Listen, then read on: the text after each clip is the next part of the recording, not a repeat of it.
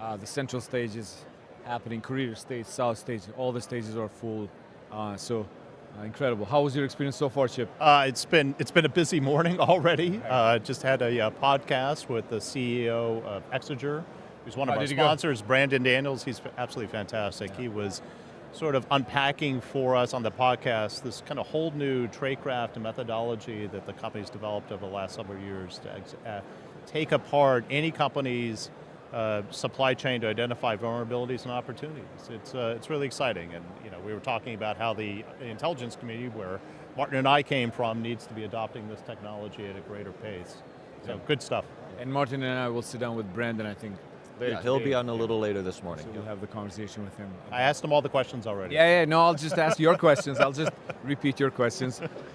For everyone tuning in or watching us online for the first time, the name of this show is a nod to the PDB, the President's Daily Brief. That briefing is the gold standard of intelligence, summarizing the most critical threats and developments for the President of the United States. I've seen that process firsthand. I know how vital that flow of information is, but I've also seen the gaps. So the traditional brief that Chip and Martin worked on were incredible, but they also struggled to keep up the pace with the sheer speed of technology and how it's reshaping our national power. Yeah, that's exactly right. Look, I've spent my career on the intelligence side. I know how hard it is to connect technical data to real-world strategy in a way that's actually actionable. That's why we're doing this show. That gap is why we're here. Yeah, no, you're right, Martin. I think what we're trying to do with our regular show is really bring the conversations we have with the technology's decision maker into YouTube and LinkedIn and Instagram and Twitter, but also because this matters. So our show is every Friday at 11 a.m. live on YouTube and all the other platforms. And so we try to translate policy for the decision makers on the technology side, and to the technologies we try to explain what all these policies mean. Yeah, so there's a lot going on your screen right now, right? So first up, the ticker below is our tech scorecard. It's our definitive look at the US-China tech race. We're tracking the strategic front line in real time. When the balance shifts, we'll be here to tell you why. So next, the scroll at the bottom of your screen is part of our new AI intelligence system. While the world gets buried in data, our multi-agent filters cut through the noise. So what you're seeing isn't just news, it's the strategic signal moving the needle on global competition. And finally, we want you in the mix. So post a comment wherever you're watching or send your take to our Signal handle. That's SCSP.250. We're live monitoring your questions right now and we'll be responding throughout. So that handle again on Signal is SCSP.250. Exactly, Martin. And you can also submit questions, comments, anything else on YouTube, Substack, and Twitter. We have our first guest of the show in a couple of minutes, Governor Tate from Mississippi. But before we jump into that topic, Martin, I'm going to use Chip. He's here just to ask him on the latest and greatest regarding the situation around Iran. You have covered this issue for many, many years at the CIA. So what's going on, Chip? It's 11 a.m. I haven't read news in a couple of minutes, but like you might want to get us up to speed of what's going on. Yeah, this is a live show, and you've got to be watching it minute by minute to keep up. So here's where I think we're at, unless I'm now a couple of minutes out of date. But look, the negotiations between the United States and Iran have picked up the pace in just the last 48 hours through the Pakistan channel. The Iranians provided a 14-point proposal. The Trump administration has reviewed it and sent back a one-page MOU that is now with Tehran for its consideration, and we're waiting for a response, which could come as early as today. Many expect that we'll get it today. The outlines of the discussion, obviously nothing is settled until it's settled, but what they're talking about is a cessation of hostilities in the Strait of Hormuz, a relaxation of the embargo of the blockade that has been imposed by the United States and by Tehran, and a commitment to begin the nuclear discussion, the nuclear negotiation within 30 days. And this is significant on a couple of points. The first is that it appears the Trump administration has accepted the Iranian regime's sequencing for events. First, the United States had wanted to sort of deal with all issues up front, and the Iranians were insisting to put the nuclear file as the second step, and that appears now to have been accepted. The other feature of what the press is articulating is being discussed is that this would also include a ceasefire arrangement being continued in Lebanon, which was something that the Trump administration had denied during the first round of talks, but now seems to understand that that would be part of it. So now much remains in the air. We have to see whether the Iranians accepted or amended, whether they actually agree to enter into these talks, and most importantly, whether they agree to open up the Strait of Hormuz, which has been closed now for nearly 2 months. And the economic impacts, not just on Gulf countries, not just on Iran, but on the global economy are beginning to mount. Yeah. Yeah, well, I mean, you see the impact of domestic politics, right? Obviously, the closure of the strait has caused supply chain constraints. In particular, the AP has been reporting that the skyrocketing price of jet fuel was causing quite some consternation as well. So, there is momentum due to domestic politics for the Trump administration, I think, to take the approach that you were describing, Chip. Last week we talked about how our allies and partners in East and Southeast Asia are starting to feel the pinch from the closure of the strait. So I think, and of course the impact on the Iranian economy, it's being decimated right now. So that economic pressure, I think, is helping to bring both sides to the table and take a somewhat more pragmatic approach to finding an off-ramp that is acceptable to both sides. You were talking about the diplomatic pressure. One press account that's out there is that actually it was Saudi Arabia that objected to the Trump administration's plan to enact and enforce this Project Freedom, which was the kind of forcible reopening of the strait. According to press accounts and supported by some statements from Saudi officials, the kingdom refused the U.S. military, overflight rights, basing rights. So this may have contributed to kind of a softening of that position.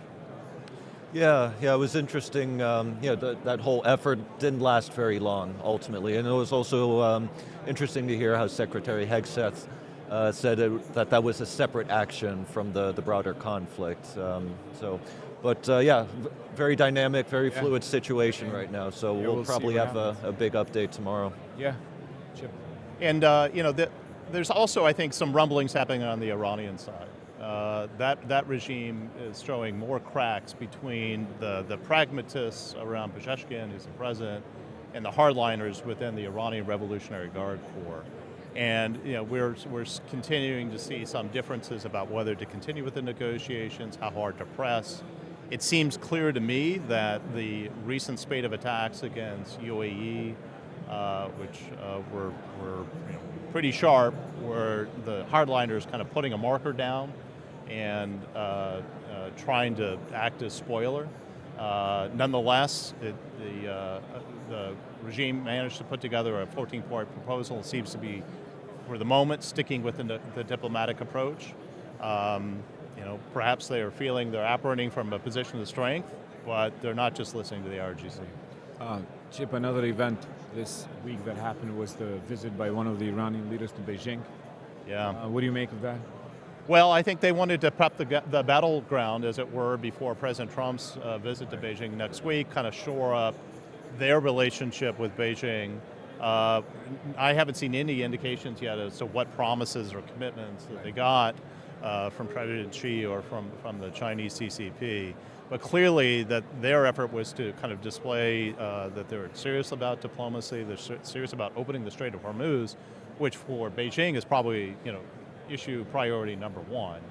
And it's an opportunity for Beijing to kind of show its maturity, its gravitas on the global stage, that it needs to be consulted before a final arrangement can be blessed. we'll see what other commitments China may or may not have made. I don't expect that they will do much more than what they've already provided, what they normally do. But I think for the Iranians, it's been important for them to showcase their shuttle diplomacy, not just to Pakistan and Beijing, but they've gone around the Gulf into Russia as well. Yeah. So Chip, talk about the dynamics internally in the Iranian leadership. How do these hardline and pragmatist factions engage with each other, and what kind of leverage do the more pragmatic leaders in Iran have in order to start sidelining the more hardcore members?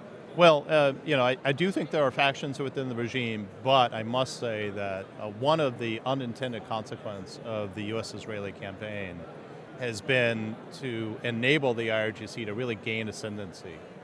General Vakhdi, who's the head of the IRGC, really is the controlling force. There are reports that he controls access to the new supreme leader, Mojtabi, who is severely wounded, unable to speak clearly, has to communicate by writing notes, which he then hands to the IRGC.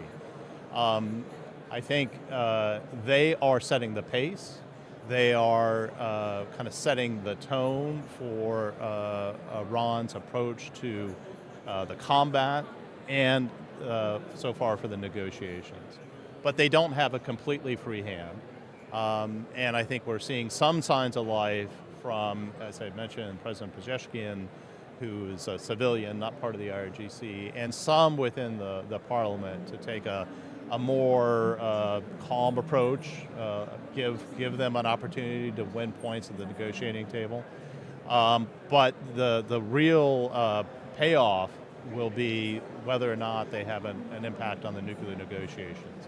And what I worry about, and I think the Israelis are particularly worried about, is we get into that phase. How detailed of an agreement will there be? How comprehensive will it be? And what sort of verification measures will there be? Chip, thank you so much. Where are you going off next from here? Next, I'm going to a book talk with David Sanger. Oh, that's amazing. A new book, Awesome. The New Cold Wars. I'm really excited. I've read the book and can't wait for him to really sign a good copy book for my son and talk to him good. about it. That's good. Well, thanks for coming by, Chip. We'll have you on again tomorrow to follow these issues, but enjoy the rest of the day, and I'll see you soon. All right. Thanks.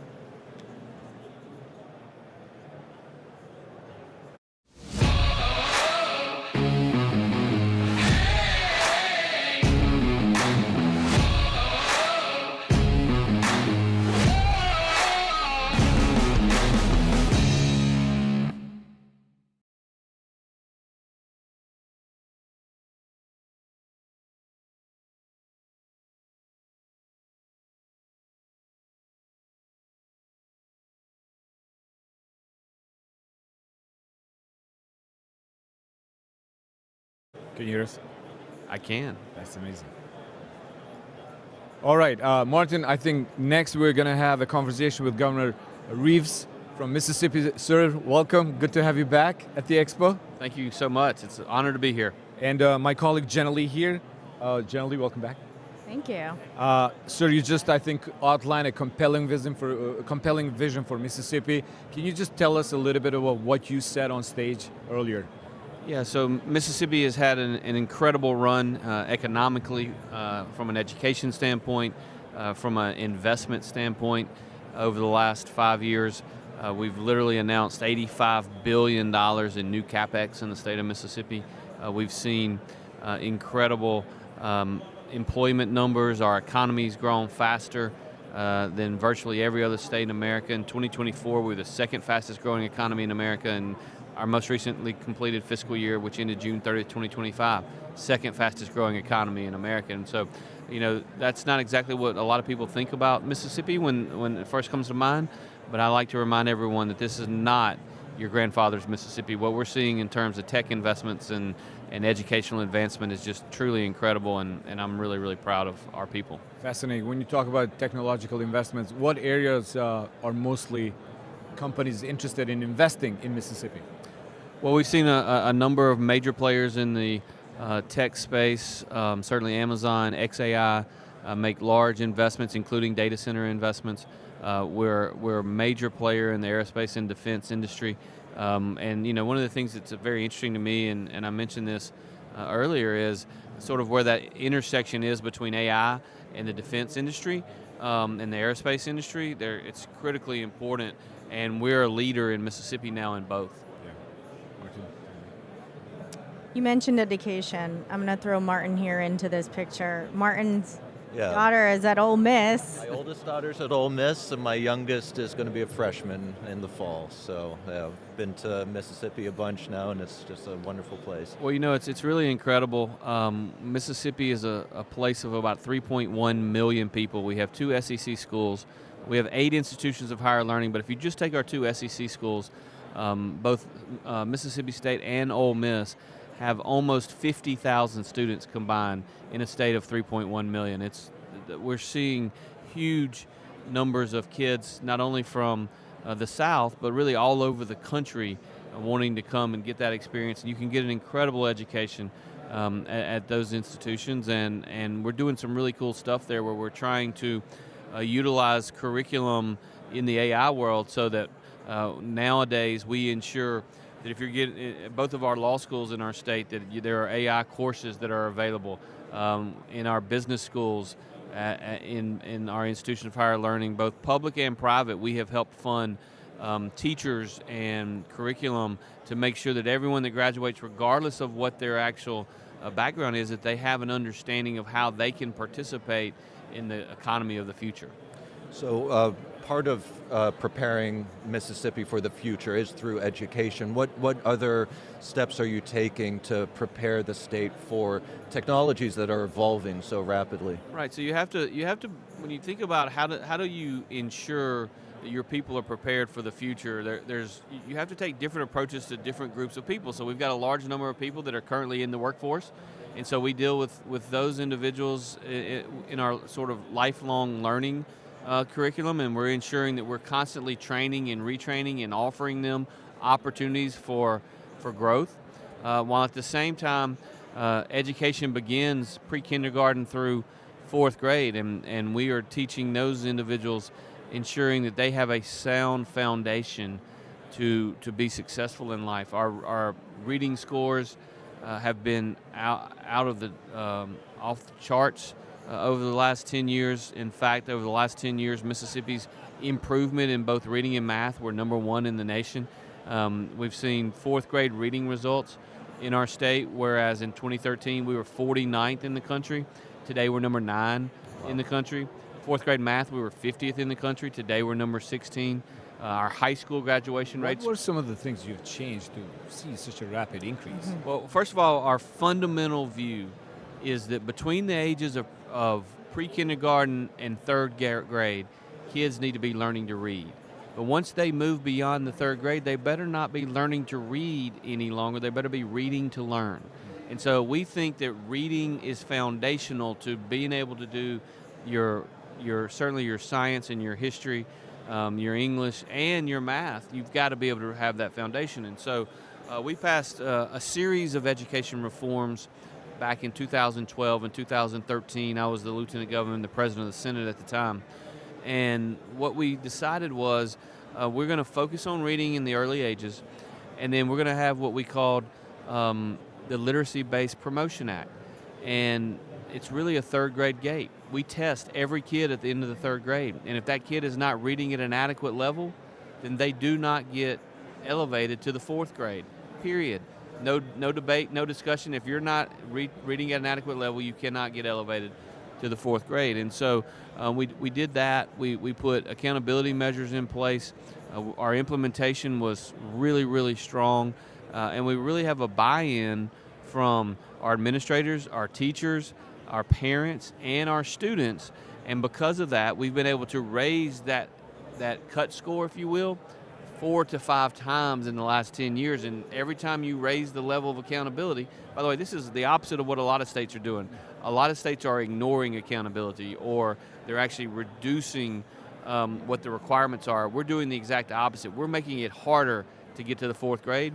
And guess what? When you raise expectations, Mississippians have done what Mississippians do. They've risen up and they've met those increased expectations. And because of that, we continuously move up the charts. Fascinating, impressive. One thing we were talking about on the stage was what that means long term for creating a workforce that companies really want in the future. And so I'd love, Governor, if you could just share with those here what you were talking about before about how you're preparing to have the workers of the future in your state. Yeah, so when you think about it, when you look at the nation's report card, Mississippi has the smartest fourth graders in the southeastern United States. Well, if you have the smartest fourth graders today, that means in 10 years, you're going to have the smartest workforce in the southeastern United States. And this country is seeing major population shifts from the far west coast into Nevada and Idaho and Arizona. We're also seeing large shifts in population from the northeast of our country down into the southeast. And now Mississippi, after many years of basically stagnant population, we now see significant population increases in our state. And the reason we're seeing that is because of the large amounts of capital investment that's coming into our state, the jobs that are being created, and what people are learning is that in Mississippi, we have readily available sites, we have speed to market, we have a workforce that can produce whatever you need producing, whether it's in technology or advanced manufacturing or anywhere in between. We have that workforce, and we have a skill set that can literally, in an affordable environment, help you get your things done. And then the final secret sauce that we have that we think gives us the biggest competitive advantage is speed, speed, speed. When we announced the $20 billion XAI investment in Mississippi, Elon said, quote, insane execution speed is why we chose Mississippi. That's impressive, yeah. He knows a little something about executing, and we believe our advantage and our competitive advantage is we can take companies from spending money to making money faster than any other state in the nation, and therefore faster than anywhere else in the world. Fascinating. Governor, thank you so much for dropping by. I hope you had a good day so far. What are you going to do after this? I'm actually going to head back home. We had some bad weather in Mississippi late last night, and so I'm going to head back there and tend to those duties. Thank you. This is your second time here. We truly appreciate you dropping by and for the great conversation. Best of luck to you and the incredible story you have about Mississippi. Thank you so much. Thank you. Great to have you with us. Thank you.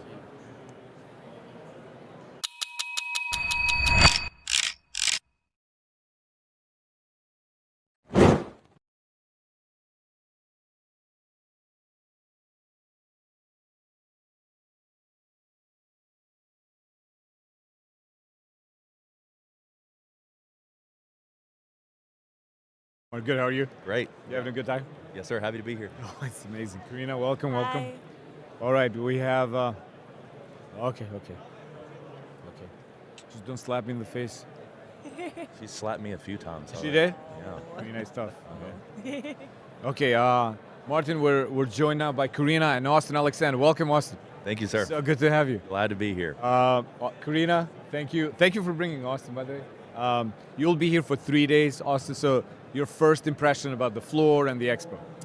I think it's incredible. I recently, about 6 months ago, started getting to the tech space more. As a young kid, I would always break down electronics and just see how they worked, and I went through a little bit of electrical technology training in college. So this is my first tech and especially AI event. So it's really cool to see familiar companies that I've been using their products or working with, NVIDIA, Microsoft, OpenAI. It's incredible. Yeah. I'm excited. You're going to fly drones, I think, in the drone competition. So Yes. have you done this before? Or? I've flown FPV drone a little bit. Usually, producing on YouTube, we have a lot of drone footage. Right. So I'm constantly on drone. I probably have 5 or 6 drones at the house, including a DJI FPV drone. So I've done it a little bit, but it's completely opposite of normal drone flying. So it's gonna be exciting. Yeah, we're excited to see you actually compete there. Karina, what have you shown Austin so far from the expo? So far, we stopped by the Meta booth and we were able to try on those sunglasses and different glasses. And basically, you can ask it questions and you can see Austin asked a question, hey, what do I need to know about the expo? And it was able to tell him what about the expo is going on. So we've been stopping by Meta, OpenAI, NVIDIA, and of course the drone arena. And we're already watching service members compete there today. And you can catch that Thursday, Friday, and Saturday. I think, Austin, what you do really well with your YouTube channel is really showcase first the sacrifices of so many individuals across the country to join the military. And part of the expo is really to bring that community together of military, national security, and techies. But you do that in an extremely well put way. I mean, you really do it with them in these trainings, and I told you last night that I show those videos to my kids. I try to toughen them up, like prepare them for life as they watch your videos. But you've been doing this for a while. What is some of the key takeaways that when you go through these camps and through the recruitment processes with them? I think one of the things that I learn keeps me on track and really makes me a better human is constantly challenging myself. We have this, humans sometimes fall into this area of comfort, and it makes us lazy or it makes us not wanting to do things. So constantly putting myself in those areas of challenge makes me a better person, and I just want others to feel that.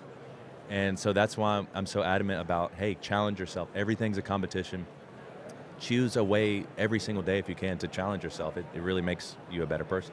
That's a great advice. Now, what does that do for getting people to be resilient under pressure? Like, how do you coach people on, just being stronger in that sense? Humans have this very unique thing we call emotion. And emotion controls almost everything that we do. It controls how we see things, it controls how we interact with people. So speaking about resiliency, the more things that you can do that are hard, it allows you to control your emotion or just be slower to emotions like anger or anxiety.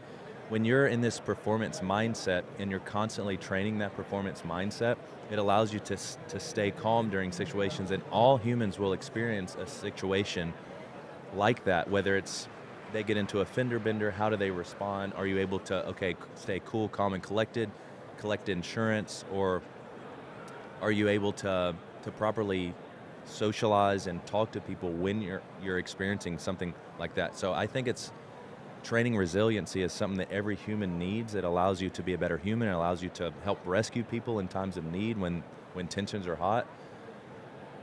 I'm just all about it, and that's, resiliency is all about training emotion. It's less about the body and more about emotion and your mental health. How did you get to that point of thinking about this? I mean, was it a moment in which you said, oh, it's all about emotions? It was more of a journey. like a journey for sure. It's nothing just switched and said, okay, I need to do this. My biggest fear in life is the water. Open ocean, it makes me nervous because I can't really control what the waves and what the current's doing. When I was younger, I was probably 7 or 8, I was at the ocean in Gulf Shores, Alabama. And my cousin and I were swimming, and I just kind of noticed that I'm being pulled out towards the ocean. And, me being a little 3-foot guy, I was at the time, yeah, I'm about triple that now. At the time, it was so frightening, and my dad, in reality, just walked out there and grabbed me by the arm and pulled me out. But there was a second time where I got swept in the current swimming in the Tennessee River. I was training to go into the Navy, and not having the control and just being completely mentally, what's the word for it? Just not being mentally prepared, I didn't like the feeling. So I committed, okay, I'm gonna get in the water, I'm gonna slowly adapt to it, and I'm gonna face my biggest fear. So a few years ago, I swam 4 miles. I swam 4 miles in the Hudson Bay to kind of conquer this fear. And I was scared the whole time. But after I got finished, I was like, hey, I did this. Now my fear is significantly less, and I feel so much more of a powerful human being because I know that the water and open ocean is my biggest fear. Now that I have somewhat conquered that, I feel really brave. What is your next project you're working on right now that you want to share with our viewers? Okay, do you want it to be in the YouTube realm, or do you want it to be in the tech realm? Whatever. Okay. Both. So I realized I saw the wave of AI coming up the last 2 years. I didn't really experiment with some of the tools until OpenAI came out with ChatGPT, and I don't let it lead my creation, I let it help my creation. So if it's video, title ideas, or just deep research behind a competitor channel, we use AI a lot, and especially now that they have the image generation models, we use them for thumbnail testing. So this got me pretty obsessed with using AI and tech to help support our mission, never to lead it. And I've built out my own software. It's called Thrifty Thumbs, and we use it now to create YouTube thumbnails, and it tests the thumbnails that work best on YouTube to get the highest click-through rate and the highest watch time. So it's honestly, it's kind of like a cheat code. Right. Google and YouTube allow you to test 3 thumbnails now, but with Thrifty Thumbs now you can test 100,000 if you want. I mean, it just keeps rotating. So I was like, okay, if I can build this, what else can I build? So I've built an entire e-commerce server-side tracking technology in our own businesses. Like this is a huge project, and we're going to launch Thrifty Thumbs next week on Friday. So that's something that I'm really excited about. So just getting into software. Software is already a system, and that's a project that I've been excited for a long time. So we have a lot of young people outside of Washington watching this show. What would you say is the key message of the AI Plus Expo? Is it service, entrepreneurship? What do you see as the main takeaway for people that aren't able to visit in person? I would say learning and network and talk to as many people as possible. I wouldn't be here where I'm at, especially talking on this live show, if I didn't learn. Learning is something that you can take with you, and you can just fill your brain with knowledge and use it throughout your life. So come here, chat with as many people as possible, learn and see what's out there, and then also take on and feel free to take on your own projects. The best way that I learn is by doing. And I'm the type of guy where if I want to do something, I'll just try to do it. I'll learn a ton on the way, and by the time that I get there, I'm at the final result, I know exactly how to implement that process. So just come, learn as much as you can, talk to as many people as possible. Austin, thank you so much. Thank you for coming. First of all, thank you for helping us. And you have an amazing YouTube channel. Thank you. I told you, avid watcher with my kids. Very much. I think you do a great job really showcasing bravery, sacrifice, service, all in one. So great job. Thank you very much. Thank you. Appreciate it. Rina, thank you. Thank you. It's great to meet you. Thank you.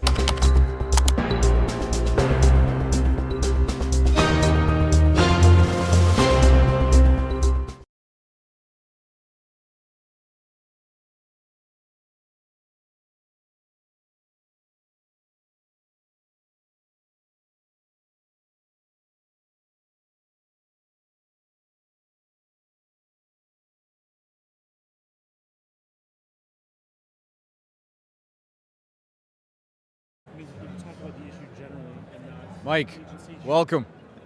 Can you please put the headset on, Mike? This is I the have only the- time I'm going to ask you.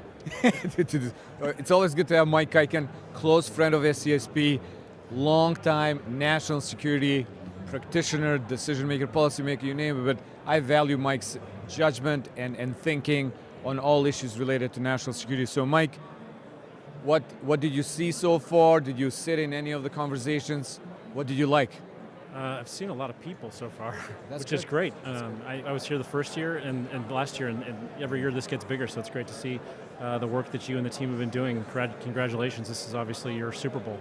Thank you, Mike. A lot going on, Mike. We can Yeah. talk about a lot of things, but you served as the National Security Advisor to Senator Schumer. You were behind some of the critical legislations we passed as a country to really stay in the competition, on the tech competition against China. If you were back in your old job right now, Mike, there's a lot of noise. What are some of the priorities you think in terms of legislation you would like to see it pass through? I mean, we're always looking for a chance to work on bipartisan things. Right.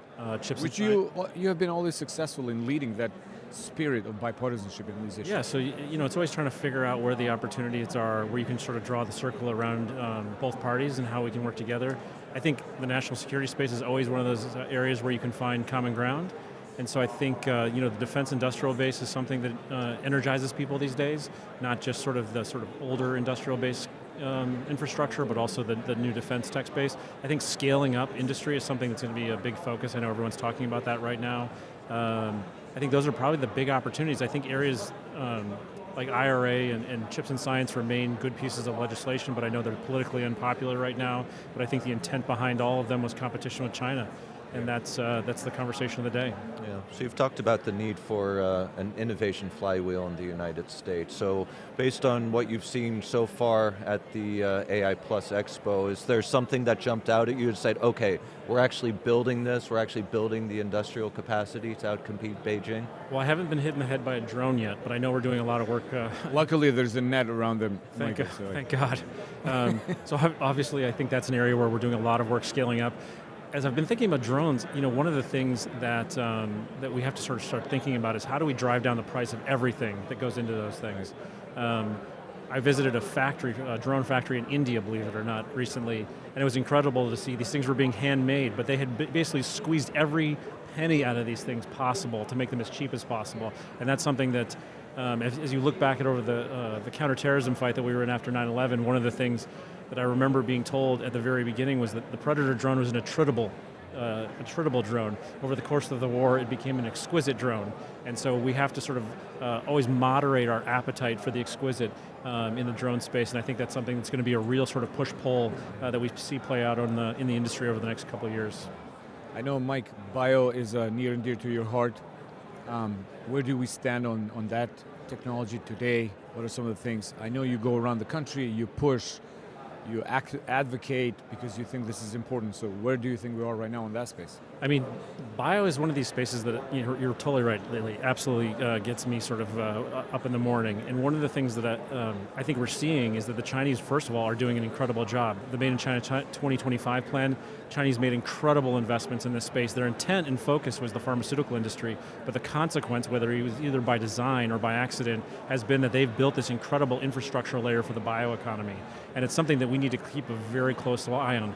If you guys remember, I think Ylli's old enough, Martin, I'm not sure about you, we had 3 sciences in high school, physics, chemistry, and biology. 2 of them have been unlocked as general purpose technologies by the Western and democratic world, physics and chemistry.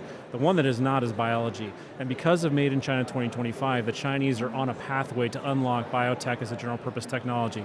What does that mean? It means they write the rules, it means they write the standards, it means they set the weights, and they really will end up coding essentially in biotech, and that's something that we need to keep a close eye on. The Commission and Hoover have been working hard on just increasing literacy in the biotech space. Too many people in Washington, when they hear biotech, automatically think pharma, and the bioeconomy is much more than that. Think biomaterials, think bioindustrials, think bioagriculture.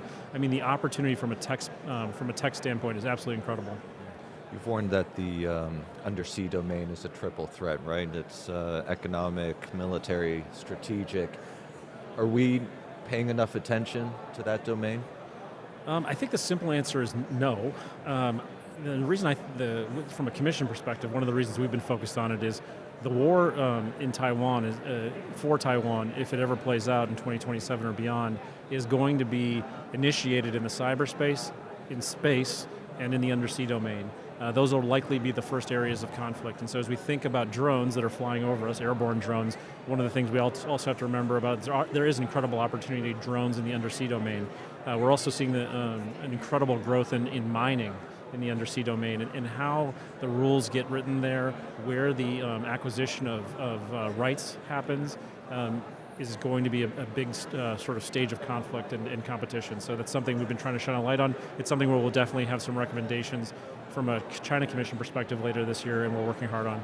Can I just say one thing? I mean, what you have done with the China Commission, you and Randy, is really remarkable. I mean, you have jump-started the whole conversation on this issue with your hearings, with your travels around the country. I mean, really incredible job, Mike, there. You know, I don't praise you easily, but like what you have done with the commission is really remarkable. So well, it's a great commission. One of the staff directors or executive directors told me that our secret sauce was bipartisanship. Right. And coming from the leader's office, where you're often put in a very partisan position, it's a lot of fun to sort of get married to your work wife on the Republican side and do all this work. And Randy's been an absolutely fantastic partner. Leland Miller, Josh Hodges, my former colleague in Speaker Johnson's office. All these folks have been great partners, and it's a lot of fun. And that's not even to say how much I enjoy working with my Democratic colleagues as well. But it's a great commission and a lot of fun. Quickly, I know you cover AI a lot. You track AI. You work on AI. Where do you think we are right now, Mike? What are some of the things you're seeing happening in the next couple of weeks, months? Because this is moving so fast, as you know. I mean, I think we're in a knife fight. I think that I think the frontier labs in the United States are doing incredible work. I think we are ahead of the Chinese. I think that one of the consequences of our export controls and some of the efforts of the executive branch to sort of constrain China's innovation flywheel, just to use Martin's term, have been effective. The consequence, though, and you see this play out in conflict and warfare all the time, is there's a measure-countermeasure cycle, right? And so we're seeing that happen in the AI space. That's why DeepSeek did distillation. They were being constrained on compute, and they said they had to find another way to advance their technology, and they did that. There will be another measure-countermeasure cycle that I think we're going to see play out as the United States starts putting pressure on the distillation issue. And so I don't know what that's going to look like, but it's something to keep a close eye on and make sure that our intelligence community is sort of focused on what are the Chinese doing next in that innovation space and how are we thinking about it. A lot of emphasis on the leading edge of AI, semiconductors, but a lot of our economy and essential services depend on more commodity style chips, or foundational chips, whatever you want to call it. I mean, do we need a CHIPS Act 2.0 to address that part of the equation? Are we doing enough on that front? I mean, I don't know if we need a CHIPS Act 2.0, but one of the things that I think we often forget about is the light shining in our face, the microphone that's in my eye, the cord that I keep tripping my arm up on. All these things have foundational or mature node chips. I think people often forget that even the light switch on the wall has a chip in it. When it boils down to it, a chip is a switch. And they just become more exquisite as you work your way up or down the nanometer scale. And so shining a light on that is very important. The other thing I think that we need to do is realize where we're doing this in America. Where are those supply chains? As you sort of mentioned, Martin, the more these things become commodities, the less people care about where they come from. And so making sure that we have the data across our supply chain to understand where these things come from is really important. UMC is a Taiwanese company. They do incredible work. And our dependency there is significant. Where else are we doing? Texas Instruments is building out in Texas, obviously because that's where they're from, but there are other areas where we need to do this. So I think making sure we have supply chain insight to decide whether or not a CHIPS 2.0 is necessary is the first step, and then we can sort of continue the conversation from there. Mike, we're almost done, but one question is, you spoke at our Taiwan event yesterday. You travel to Taiwan regularly. 27 is around the corner. How would you summarize where are we? Where is Taiwan right now? China. I mean, the riff that I have really is there was this book written a number of years ago by named Russell Shorto. It was called The Island at the Center of the World. It's about the Dutch colonists. Phenomenal book. Yeah, it's absolutely phenomenal. You'll be amused to know that when I met Senator Schumer, he said, "Oh, is your last name Dutch?" And I said, "Yes." And then he gave me this riff about the island at the center of the world. You guys have both. Yeah, we're both Dutch. Yeah. If you ain't Dutch, you ain't much, Ylli. The island at the center of the world, right? This is about Manhattan. Right. Fuel behind it, right? Chips are really that fuel. Where are the chips made that are in my iPhone? Where are the chips made that had my conversation with Claude this morning that are enabling that? And where are the chips made for these microphones? Taiwan is almost totally likely to be the source of these things. And so Taiwan is the island at the center of the world. August 1st, 2027, Ylli, not far away. Yeah. And so we need to think about scaling up and scaling up fast. Thank you so much for your time. Thanks for dropping by. Please enjoy the rest of the expo. Will, thank you. Always good to talk to you, Mike. Always a pleasure. Thank you very much for having me. Good seeing you, Martin. Thanks so much, Mike. Very efficient, Ylli.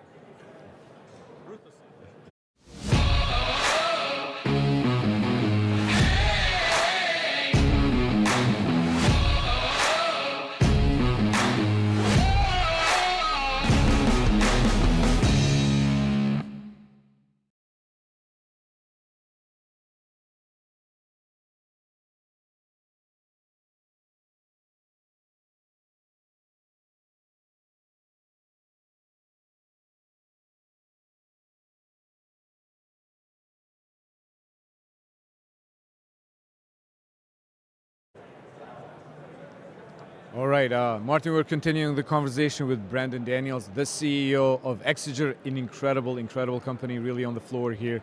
Brandon, you've been talking all morning, I feel like, in multiple stages. So one more stage with me and Martin. So welcome. Yeah. Well, I've got one more after this. Yeah. No, you've yeah. got I literally very full started the day, very morning full day. 6:30 in the morning with Mornings with Maria. So I was on Maria Bartolomo's show on Fox News. Came here, did the podcast, then went to the South Stage. Now I'm here. Yeah. I mean, You're going after this? I'm going to need a lot more coffee than I've got. So. Well, great to have you, Brandon. Yeah. Let's talk a little bit about Exeger. We're in the middle of AI competition, whatnot, but you have argued for a long time that we need to focus on AI-driven supply chain. Oh, yeah. Can you talk a little bit more about that? Well, the fundamental premise here is that we are at a time of desperation. The non-market economies have gone to war against the United States' ability to have an economically viable industrial base. Not just defense industrial base, but industrial base, right? And they've done that with the view that they could take out our military capability. That was definitely a part of the long-range plan. That's in the 2035, objectives. But they've taken out our ability to survive economically. And what that is doing is it's crippling our ability to produce national security systems. It's crippling our ability to be independent when we had something like the pandemic. It's crippling our ability to get things in an economical fashion. And what I believe is that AI and autonomous systems and robotics are coming almost like kismet, right? It's almost like, in the Lord of the Rings, when Gandalf rides over the hill just at the darkest moment of the battle, that's what AI is doing for us right now. It's returning to us an industrial workforce that can compare with China. It's returning to us an industrial capacity that can compare with Southeast Asian non-market economies. And it's giving us this promise, this hope that we can return and restore our independence and return free and fair markets in a way that's never happened before. But in order to do it, we have to know where our materials are coming from. We have to know what special processes we have. We need to know how to turn divergent and intuitive technologies and companies like Hadrian into franchises instead of just one company, right? We've got to make it so that our entire industrial base is leveraging AI to really win this war. Yeah, so on that point, you've talked about an agentic future for global trade, right? And so shifting from predictive AI to agentic AI, how does that help policymakers and corporate executive manage a crisis like, say, a critical minerals export ban? Yeah, so the first thing is, anyone that's tried to put one of these big problems, like map my supply chain or tell me what this issue means to me, into a chatbot, into a chat window, is going to experience not a context window issue, which is what everyone thinks it is. They're experiencing the fact that a problem that has multiple steps inside of a system has exponential amount of compute that you need to do in order to get to an answer. So what you actually have to do is you have to break down decisions into nodes, right? So decide whether or not the most likely source for this part of a bill of material, based upon the site that produces it, based upon what the material needs to hold in terms of specifications, determine what the most likely supplier is for just that source, and do that as an agent with information that you receive from a prior agent is the only way that you break down decisions granular enough in order to make it so that you can make decisions similar to a human in things as complex as multi-tier supply chains. It goes back to the traveling salesman analogy. You guys heard of that, right? So a traveling salesman wants a system to reach the 20, to go to an optimized route through 20 cities. That creates 40 quintillion potential scenarios. It's the classical data science problem. Every single AI, doesn't matter if you had a 10 million token context window, fails at that problem. Why? It's because you try to put too many steps into one decision. Agents allow you to say, which city do I go to from this city? what's the most efficient, and then to backwards and reverse engineer QC it. So agentic frameworks allow us to mimic decision making in a way that we couldn't before. It's how self-driving works. Yeah, so supply chain visibility to supply chain action ultimately. Exactly, Right. exactly. So you're going to be going on the big stage with an ND to earlier talk about vulnerabilities in the defense industrial base supply chains. What concerns you most about the current state of America's defense industrial base? It's the lack thereof. There were almost 400, over 360 castings, forgings, special processors in the United States just like 15 years ago. And over the last decade, that's slipped below 120. So when you think about how you actually produce mil-spec parts, when you think about how you actually produce defense parts, first of all, the technical specifications make it so that the manufacturing processes have to be so specialized that very few companies can do it. We should fix that on a policy basis. But even if we don't fix that on a policy basis, because that's hard, the volume of companies that can actually produce these materials is very, very low. And so what that does is that means that we end up with what I talk about, which is more critical choke points. So everybody thinks supply chains are these big pyramids. They expand, they expand, they expand, like a family tree, right? But the truth is, just like a family tree, if I go back, 1,000 years, in order to get to me, you'd have to have 3 trillion parents, right? If the tree expanded forever. The fact is they don't. They come back and they go back to common ancestors. There was only 50 million people 1,000 years ago, right? So the fact is that the way that these supply chains work is they come back to like 2 magnesium casting companies in the United States. They're AS 9100 certified, and without them, we can't make those parts. And so we have to go and find those diamonds, find those points at the end of the chain where we don't have decisions to make. We have industrial capacity, capability that we have to find, and ignore the demand, because the demand is snow on a TV. You guys remember trying to hit a satellite when you were a kid and trying to get a television signal to come in. That's snow. Supply chains are soda straws on the other side, right? We need to figure out how to make those soda straws bigger so we can push more of the demand through it. So a lot of that then would depend on data sharing between governments and industry, I would imagine, right? Because we need more transparency and visibility into that.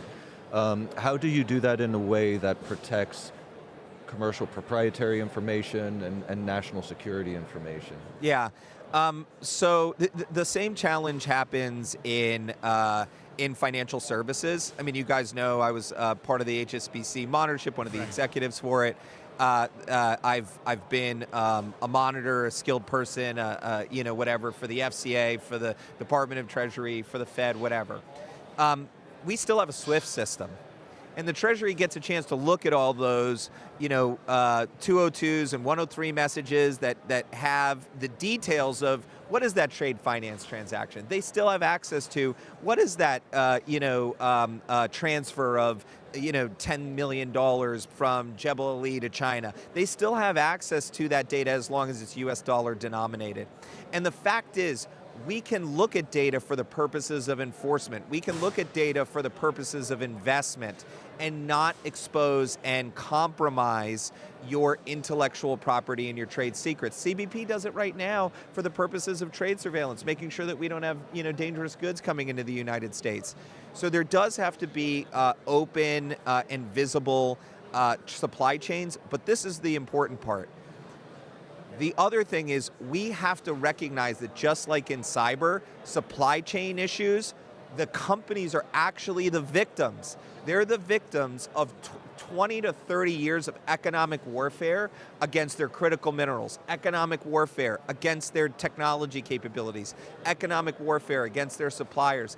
And we have to make it so that they can disclose these issues and work collaboratively with the government to fix them. Kind of like we do in FCPA matters when DOJ finds them during an M&A process. You've got 6 months to disclose it, and then you have presumptive declination of enforcement.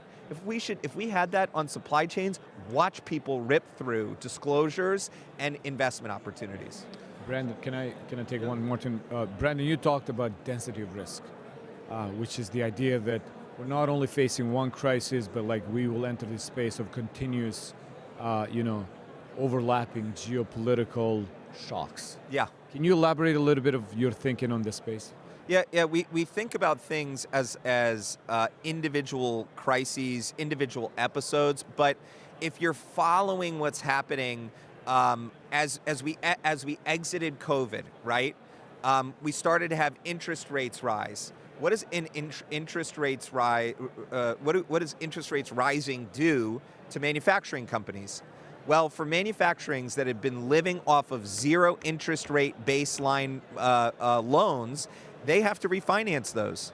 And so what happens is that company's operating until they have to refinance, and then they're shutting down. That's called a zombie company. Literally, that has been happening underneath the surface since COVID ended and since those interest rate increases have happened. And we can't see it because it's not connected in with the jobs numbers. It's not connected in with the stock market, but it's critical. We have this, consistent economic pattern of undercutting us. China says, "Oh, we've had global exports that have been great this year to all the rest of the countries that are not, the United States." Where are those countries trading with? Where are their major deficits still? It's with the United States. Where do you think those goods are going? They're going to the United States. They're just being sold through Bulgaria, right? And so the fact is, this is not a poly crisis. This is not individual episodes. This is a thrust into a new era of global economic power management, global economic power competition, right? And it is going to determine who has the best military. It's going to determine who has the best national security. And it's going to determine who has long-term viability. With AI, you are going to have winners and losers. Elon Musk isn't wrong. We will have people that won't have jobs. We're going to have to value human life. But I said that 15 years ago. If you go back in time, you can find 2007. Much younger Brandon. Much younger Brandon in 2007 had a Wall Street Journal article written about what I was doing called "Why Hire a Lawyer If You Can Use a Computer?" Because I was figuring out how to automate legal processes through AI. Right. And the fact is, the same conundrum exists, but human knowledge is so rich, it's always going to be valuable. It's just going to look different. Engineers that are today being put out of work by Claude, I think that there's a real opportunity for them to have oversight over manufacturing floors, and manufacturing floors to be cool, engineering-like environments. I mean, you might have ping pong tables and smoothie machines at them, who knows? But there's a real opportunity here in the United States to galvanize, but we need like Rosie Riveter pictures, Right. running around. Brandon, thank you so much. Exeger, incredible booth up front. As soon as you enter, best of luck for the rest of 2.5 days now. Yeah, thank you. And I'll see you back again on stage and then during our other events, but great to have you here, Brandon. This was awesome. Thank you. Excellent. Thank you, Abby. Ylli. Thank you. All right, cheers. Have a good one. Yeah.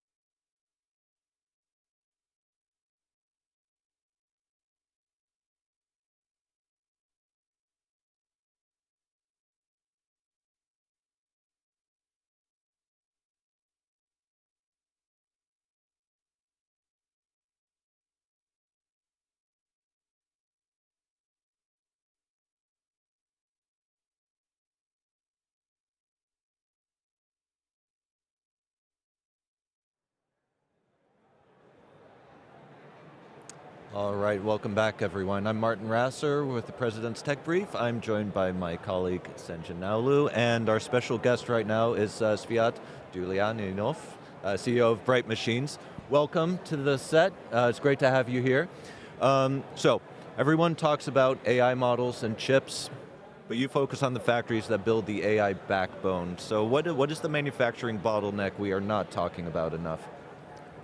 Straight into a great question, Martin. Look, everybody thinks about first unlocking semiconductor production, as you mentioned, right? Supply chain kind of mini crisis evolved during COVID, and everybody started paying attention to Taiwan, TSMC, bringing it to the US. But many people forget about the next step in the value chain, and that step in the value chain is when you need to put all those Lego pieces together in a box. So you have chips, you have memory modules, you have motherboards, fans, and so on and so forth, and then you need to put them together into a server, compute node, and then put them into the rack. And that is what we focus on. And that manufacturing has been historically focused on in Asian regions as well. And that's another bottleneck that you have to unlock, along with semi-production, energy, and space. Great, thank you. That's amazing. I mean, I think people have been talking about automation in manufacturing for decades. AI-driven factories, AI-driven manufacturing. So from your perspective, what does the United States need to get right in the next few years to stay competitive in AI-driven manufacturing when it comes to scaling these data centers and other ventures as well? I think the first thing you need to start with generally is asking the right questions, and I think you need to operate starting from the first principles and how you want to build the new type of factory with the current technology that you have. So not to think how it was done historically in China or in any other nation, but more about how you can not recreate but build the new generation of factories here in the US. And then you would apply different technology that already exists, from like AI-enabled software to robotics to leveraging data for more efficient operations. And that's how we think about modern factories in the US. So you have to start with the right questions, and then you have, from the government perspective, provide incentives for the companies to invest and build here with a new approach versus older approach that existed before. So here at SCSP, we're doing a lot of work thinking about AI and the future of work, right? And it's a big topic. A lot of people are feeling anxious about what the impact of AI could mean for their jobs, not now, but also in the future. So in your view, like, how do robotics and AI change the workforce equation? Does it mean fewer workers, different workers, safer workers, more productive workers? I mean, to start with, every revolution has a huge impact of change on how the labor force is structured and what kind of jobs exist. I think there are like different types of AI that's going to have different impact on different types of jobs. If you look at the factory floor, what we do, we know that that's going to impact the jobs on the floor to evolve.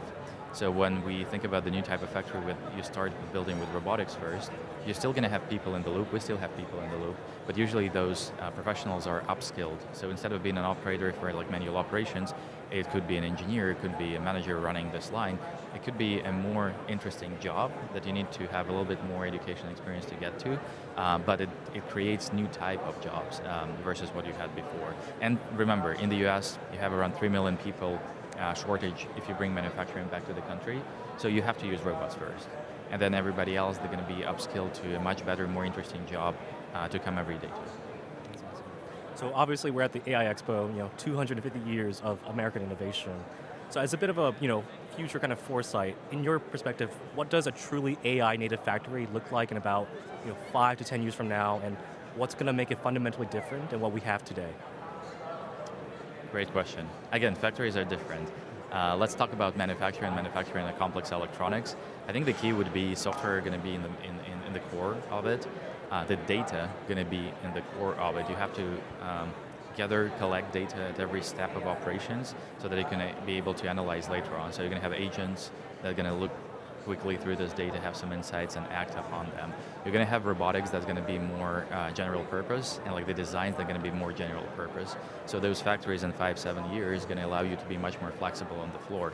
So not only you're going to build one design on the same line, you're going to build 60 designs on the same line, and on top of that, maybe you're going to build adjacent products on the same lines. Maybe you can build a CPU server, but also a GPU server, and maybe data storage on the same line. So that's going to be mostly 99% automated, including material flow and a few other things. But again, as I mentioned, I still believe there's going to be a few people on the floor, just upskilled labor, that's going to help run this factory. So you're going to have a huge, high level of automation and agents helping you data software, but you're still going to be having people in the loop. In order to achieve secure and scalable AI infrastructure, if you could recommend one thing to our nation's policymakers, what should they prioritize? Is it workforce, energy, permitting, robotics adoption, supply chain financing? Actually, I think permitting / velocity and speed at which different states, cities, and the country overall could allow companies to build faster and deploy new technology faster. I mean, financing maybe you could find in a bank, maybe in your strategic partner or something, but like the velocity that the state or government unlocks is really important for innovation. That's awesome. On a really positive note, right? What is it that the United States is doing right, regarding AI-driven manufacturing compared to other countries? What are we actually doing right that we need to keep on making sure we maintain this momentum of making the right decisions when it comes to this topic? I think to be fair, in the last year and 4 months since the new administration came into the office, it's one of those first times when the government speaks loudly about bringing manufacturing back to the United States. And that, I think, propels this whole thinking of different companies how to make it possible, and think about innovation, think about investment, announce those investments, and so on and so forth. So I think that the whole positioning and the priority of bring some industries back to the US that are critical for the state, including AI infrastructure, aerospace and defense, maybe biotech and a few others, is the really right direction that the country should continue to follow. So you're going to be with us over the course of the 3 days of the AI Plus Expo. What are you most looking forward to in the coming days? Well, I was looking forward to this session. That is the correct answer. And I'm going to the stage to have a panel on reindustrialization of the US just in 20 minutes, which should also be a really exciting topic. I'm looking forward to seeing how other companies are taking advantage of the direction that the government chose for the country, and seeing the progress and momentum, how we reindustrialize the US in multiple verticals that we just covered. Excellent. Senjin, I'll give you the honor of the closing question. Well, I guess with this, right, if we were to look at it in terms of 5 to 10 years from now, when it comes to all of this, right, manufacturing, what really makes you excited about the potential of what we can do if we get this right, in terms of AI-driven, with other technologies like robotics? What really gets you excited about it? I think we can become much faster at building products, innovating, and at higher quality. And what excites me is that we can rebuild the perspective on manufacturing. Historically, if you think about manufacturing factory, you're going to imagine thousands of people there working with their hands, building some stuff. I imagine here in the US, thousands of robots and a few people doing that. So it becomes safer in terms of labor, manufacturing, supply chain. It's actually a dangerous labor, so it becomes safer for human beings. It still becomes higher quality, higher throughput, and we as the society are going to win from that because it's going to propel the economy as well. Sviat, it's been phenomenal having you on the show. Thank you very much for taking the time. Really enjoyed the conversation. Thank you for having me.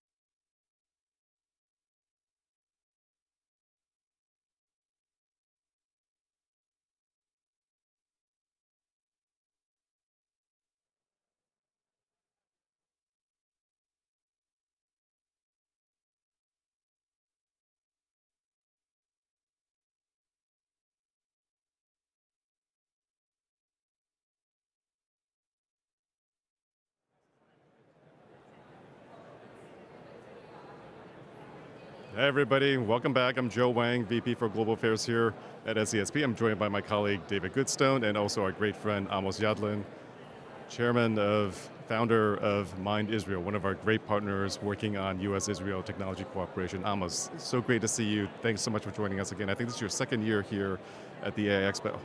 Yeah, I always happy to be here to see the great expo, especially focused on AI. And your geopolitical, strategic, looking into the world. Amazing. Who you cooperate with, what kind of alliance the US can do on technology, and especially on AI. Yeah. David.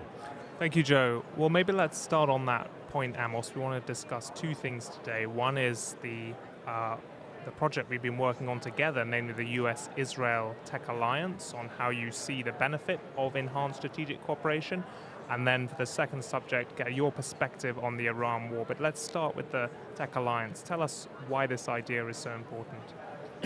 The idea is important because we are facing in the 21st century a competition of who will have the upper hand on the new technologies, like AI, quantum, and other technologies that you are, in a way, compete with China. And Israel is trying to be an ally on that and using what Israel is good at, innovation, doing things differently in a very short time that can, together with the US mass ability to invest, can produce advantage, a relative advantage vis-a-vis our common enemy. In your case, China. In our case, Iran and the other bad guys in the Middle East. I think we have a wonderful example in the war in Iran, when the two militaries, especially intelligence and Air Force, flying together, wing to wing, against the same enemy, with coordinated and sometimes even embedded together on missions to destroy air defense, to destroy ballistic missiles, to roll back the Iranian capability to produce nuclear weapons. This is a wonderful example of how you take the two different kind of militaries. One is very agile and know how to change a target in a second, and one with a mass capability to inflict its powerful projection of power, but with less of a short time, real time capability. So together we're achieving amazing results. We'll speak about it in the second time. But on this technology alliance, we want to move the relations between the US and Israel from being kind of aid to Israel to a partnership, so that we can invest on a matching basis, on an equal basis, funds to develop new technologies. And this will serve both. Israel used to be the startup nation for years, and the private sector have done it very well. But now, when we move to these technologies that need state support, energy, a lot of energy, the chip industry, this is something that Israel is lacking, but the US has. But if we bring what Israel is good at, I think the synergy the sky will be the limit. Now, what I love about what you just talked about is, in terms of the defense cooperation and defense innovation, obviously everyone knows Israel as a premier, one of the world's leading defense innovation powers, right? And in that sense, like the cooperation that we have with Israel is going to be second to none. That's a great area of cooperation that we know that the US and Israel can work really, really closely on. But there's actually, like you talked about, Israel is the startup nation, right? In terms of other areas of technology and innovation where Israel is super invested and super front-leading on, in terms of agricultural, ag tech, ed tech, biotech, semiconductors. There's so much that Israel is really good at that we need to find a way to bring into this discussion as well and make it not just about the defense, just the defense equation, right? Because if it's only limited in defense, that's obviously an important part of our alliance, but how do we grow beyond just defense is really the next step for why we're doing this and calling for this Israel-U.S. tech alliance. Yeah, no doubt that Israel started almost from nothing in 1948. Desert, a very primitive agricultural kind of a state. You can see such states still in the Middle East. But Israel understood that we don't have natural resources, but we do have people with a brain. And in agriculture, in dissemination of water, in all medicine, and all this was advanced to the benefit of Israel, and it can be to the benefit of our allies and the whole civilization. Absolutely. I was in the Gulf states, one of the Gulf states, back in the 2015 area, and I met one of the leaders. And he said smartly that one day they will run out of oil. And they look around and they look for a country without oil that has a $45,000 per capita, and they say we want to be like that. So they haven't approached Israel because of its defense capability, but because of the innovations that brought a culture that can advance the country without natural resources. No, and I think that's for the work that we're doing with the U.S. and Israel. I think David and I have talked a lot about one of the next steps we need to think about also is broadening and regionalizing the work that our two countries can do. And on that note, I know you started a lot on the Iran situation as well, and obviously given your expertise, insights, and you're a legend. What's your take on the latest situation in Iran? And we have 1 minute left, so if you can give a 1 minute take on what the current state of play is and what do you expect over the next few weeks? Yeah, I think the jury is still out, but there is no doubt that on the military side of the war, the victory of the U.S. and Israel is beyond precedent. The ability to destroy the air defense, to achieve air superiority over Tehran and the rest of Iran, to destroy their ballistic missiles, to destroy their nuclear program, and to being able to deal this time, unlike last year, with all the industrial defense base of Iran, all the supply chain, they create the subsystems for the missiles, for the nuclear. So on this side, it's a huge victory.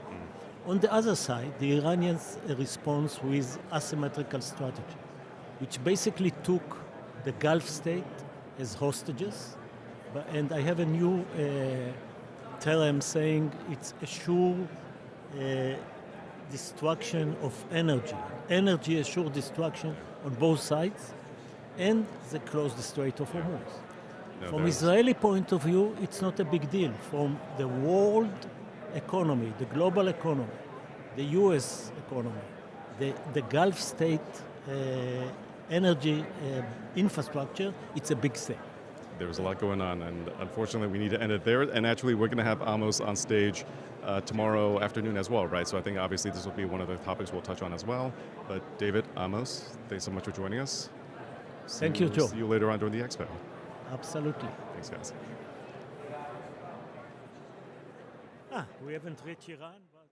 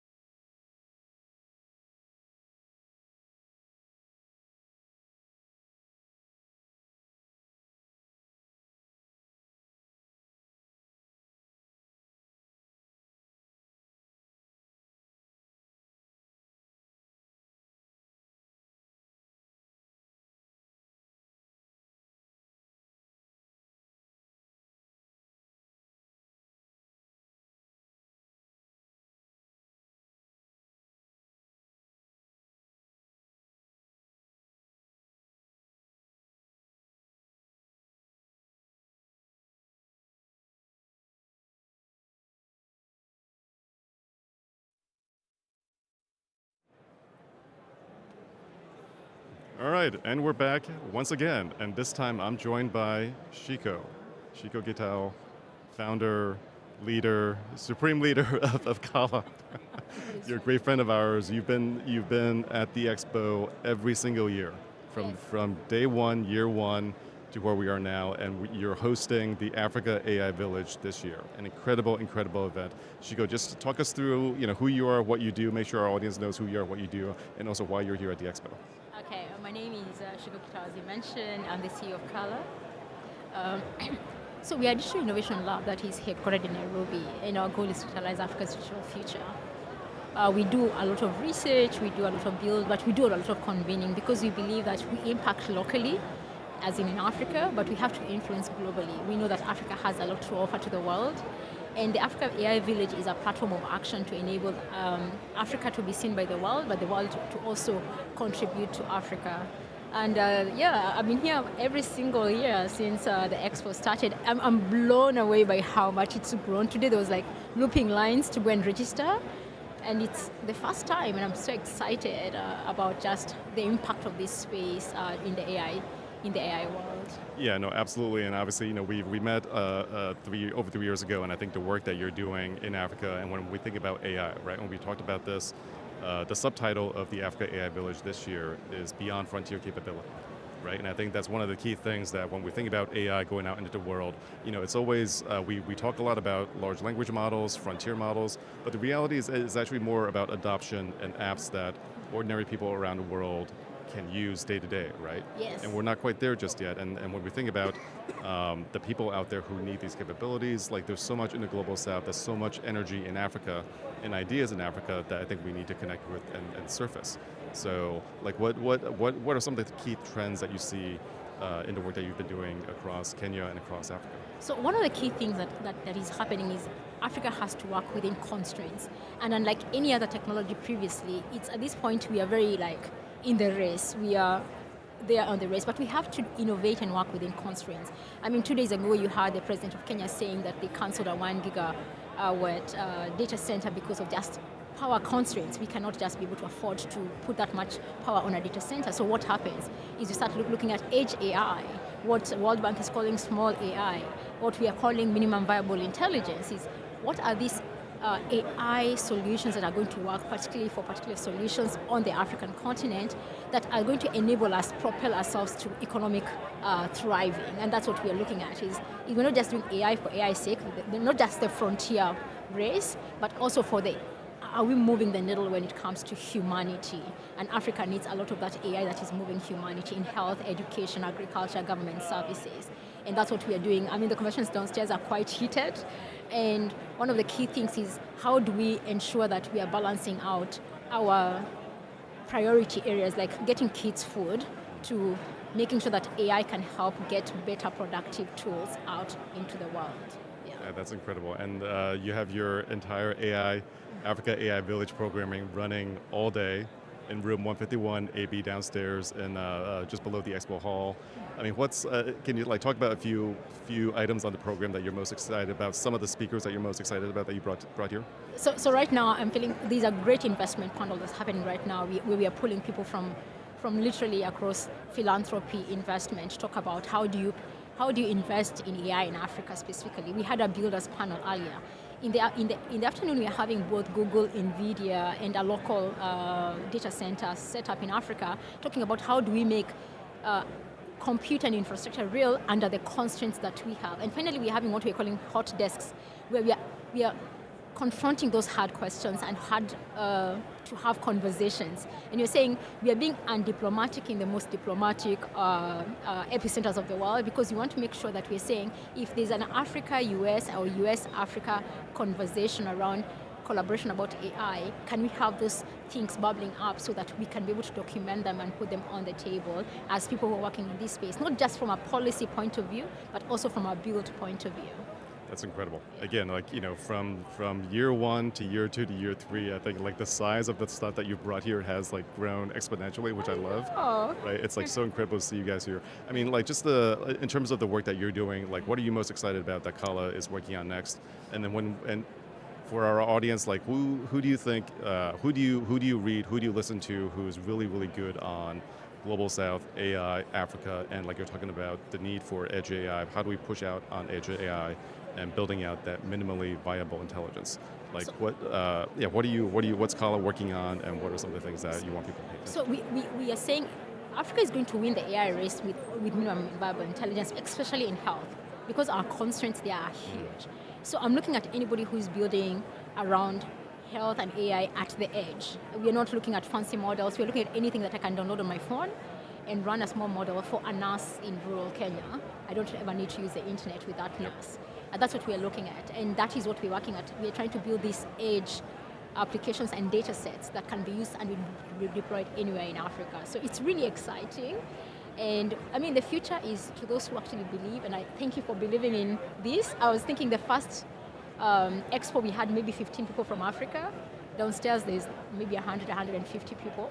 So thank you so much for this platform. No, I think, again, I think you've been with us every year at the Expo. You're one of our original believers. I think we have a lot more to go. Yeah. But just again, like for Kala, what's next for you guys? Like what's on your schedule for the rest of the year, and what else should people pay attention to in the work you're doing? So we are looking at something called the Africa Alternative AI Economy.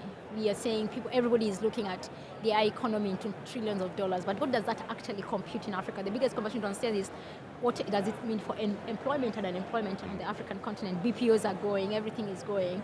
There's a lot of job cuts because of AI. How does this imply on Africa? So we are doing a big piece of work around that and pushing towards what we are calling data embassies on the edge. Not just the data embassy, but on the edge. What does that look like? And that's what we're looking for. And we're launching a couple of models in health. So I'm excited. By June, you should be able to see a couple of models that we are pushing out. And of course, the AI village is coming back to the US during ANGA. Please look out for the posters. And looking forward to seeing everybody either in New York or seeing everybody back here in DC next year. So just before we end the session, like what can people around here at the Expo, what can the audience watching us online, like what can people do to plug in with you and work with you on all the work that Kala is doing and your broader community? Okay, so we have two levels. As Kala, we come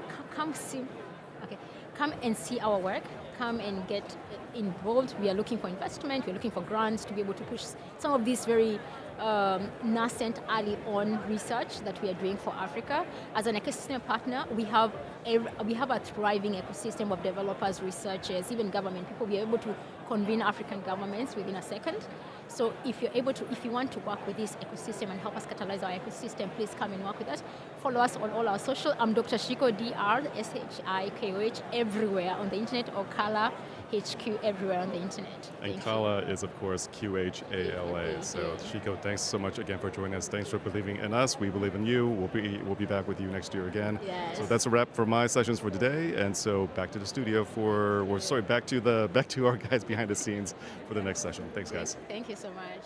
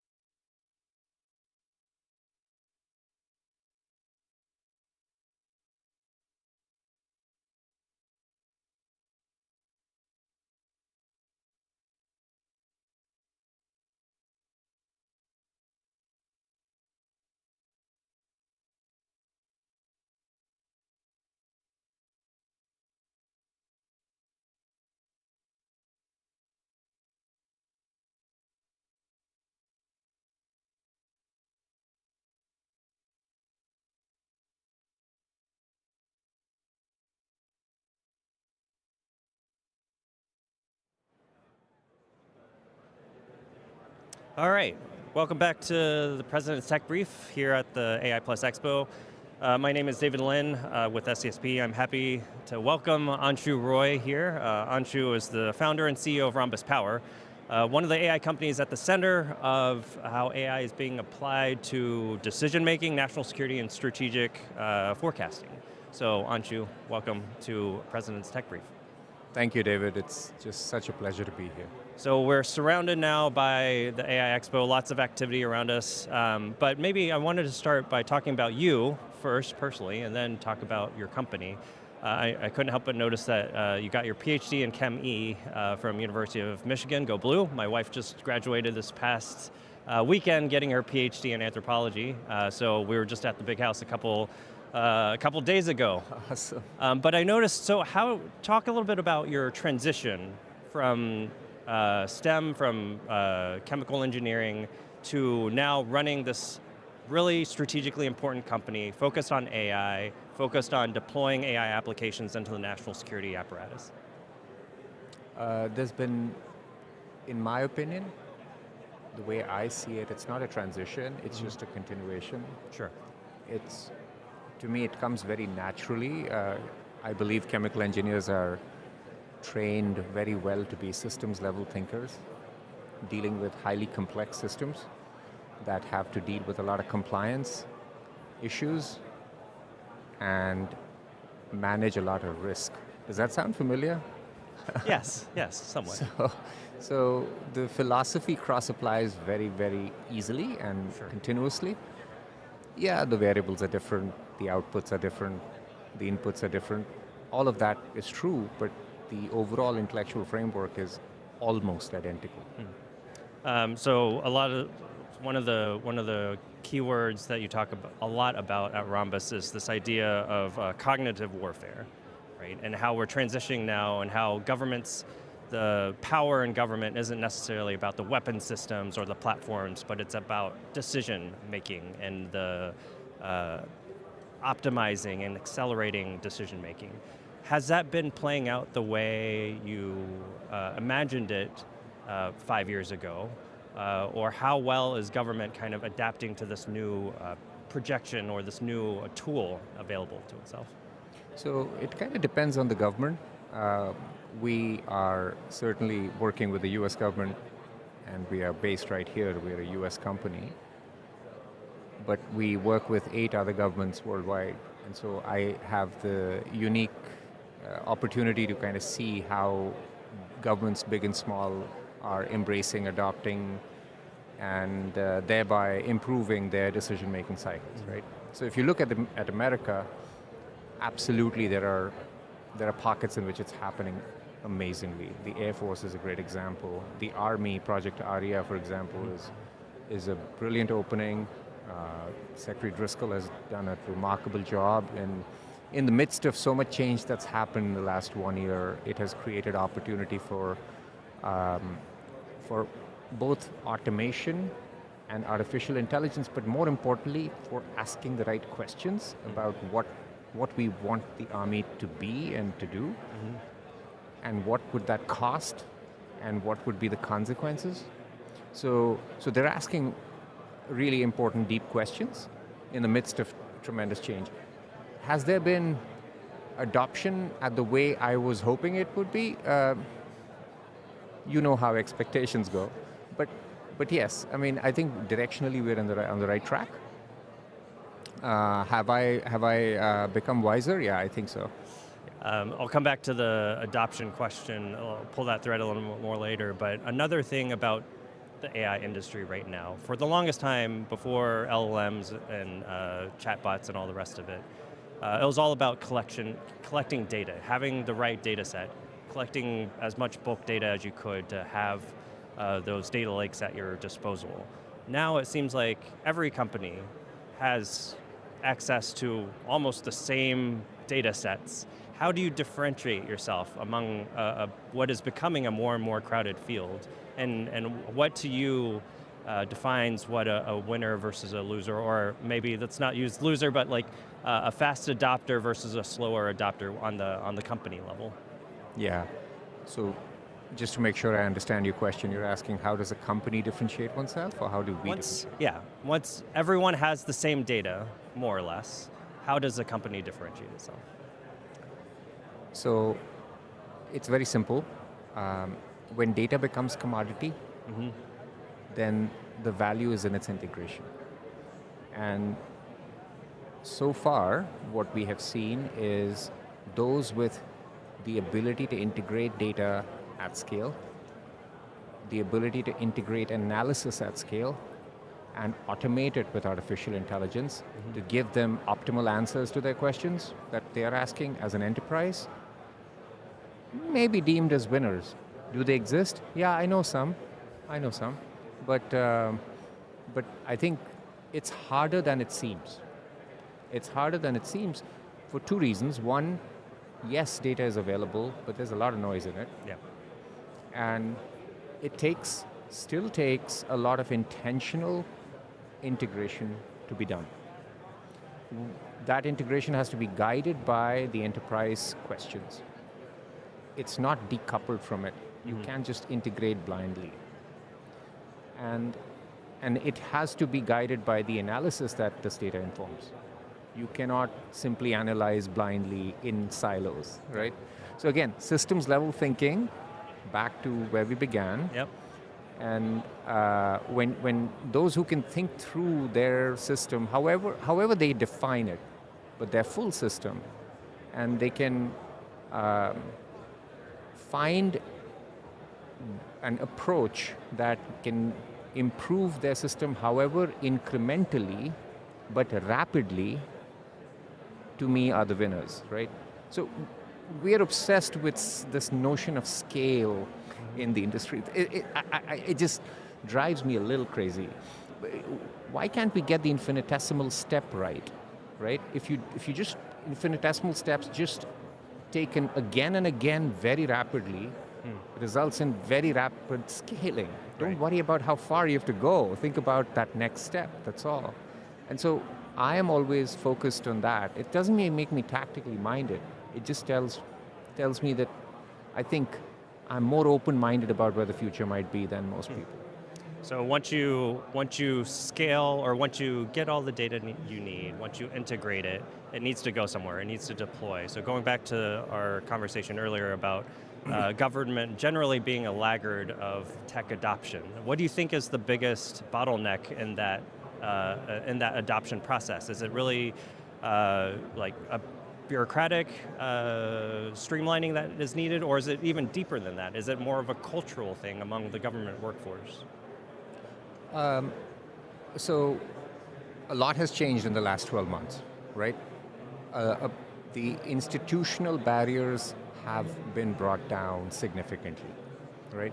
Technology has improved or just proliferated dramatically.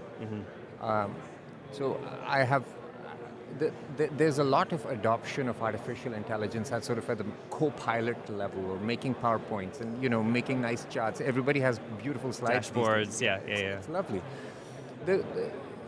That's to me is part of the answer, right? But you are most likely not doing it right, because the fundamental enterprise level barriers, the institutional constructs still remain the same as it was, I think, at the onset of the 20th century. Yeah, even before those sleek dashboards came along. Yeah. Exactly. So we were dealing with them just fine when we made transparencies. I mean, there was no difference. We just do it faster now, so we make more transparencies on dashboards now. Does that make us a better enterprise? Marginally, perhaps. Does that take us where we need to go and reinvent ourselves in the age of AI? Absolutely not. Not necessary, right? That would be a complete chance. So it has to be done a lot more intentionally. Top-down signal matters a lot more. Top-level strategic thinking that is rooted in tactical operations matters a lot more, because tech is changing very rapidly. So you can't sit in an armchair and think about what life will be like 5 years from now. Right. You'll totally be wrong. Well, I'm getting the signal that we need to wrap it up. So thank you, Anshu, for all of your time. Thank you for being a sponsor of the Expo. It's a great company, and look forward to carrying on the conversation in the coming days. David. It's such a pleasure. Thank you. Thanks.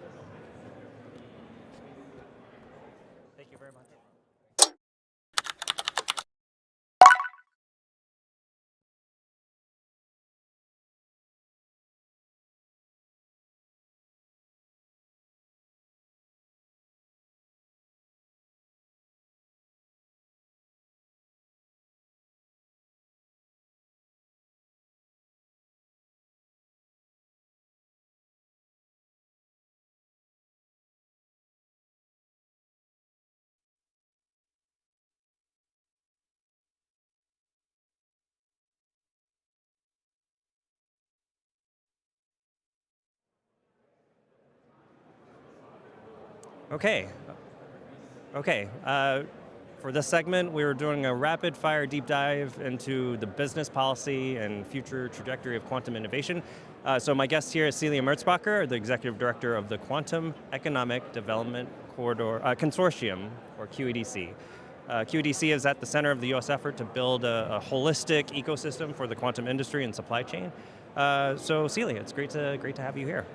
We have 10 minutes, so we're going to jump straight into it. But for the uninitiated, maybe a great place to start is to explain what QEDC is and what it is that the QEDC's goals are. Well, thank you, David. Great to be with you and to be here at the AI Plus Expo. A lot of enthusiasm and energy, and I'm seeing that around quantum as well, so having a great time.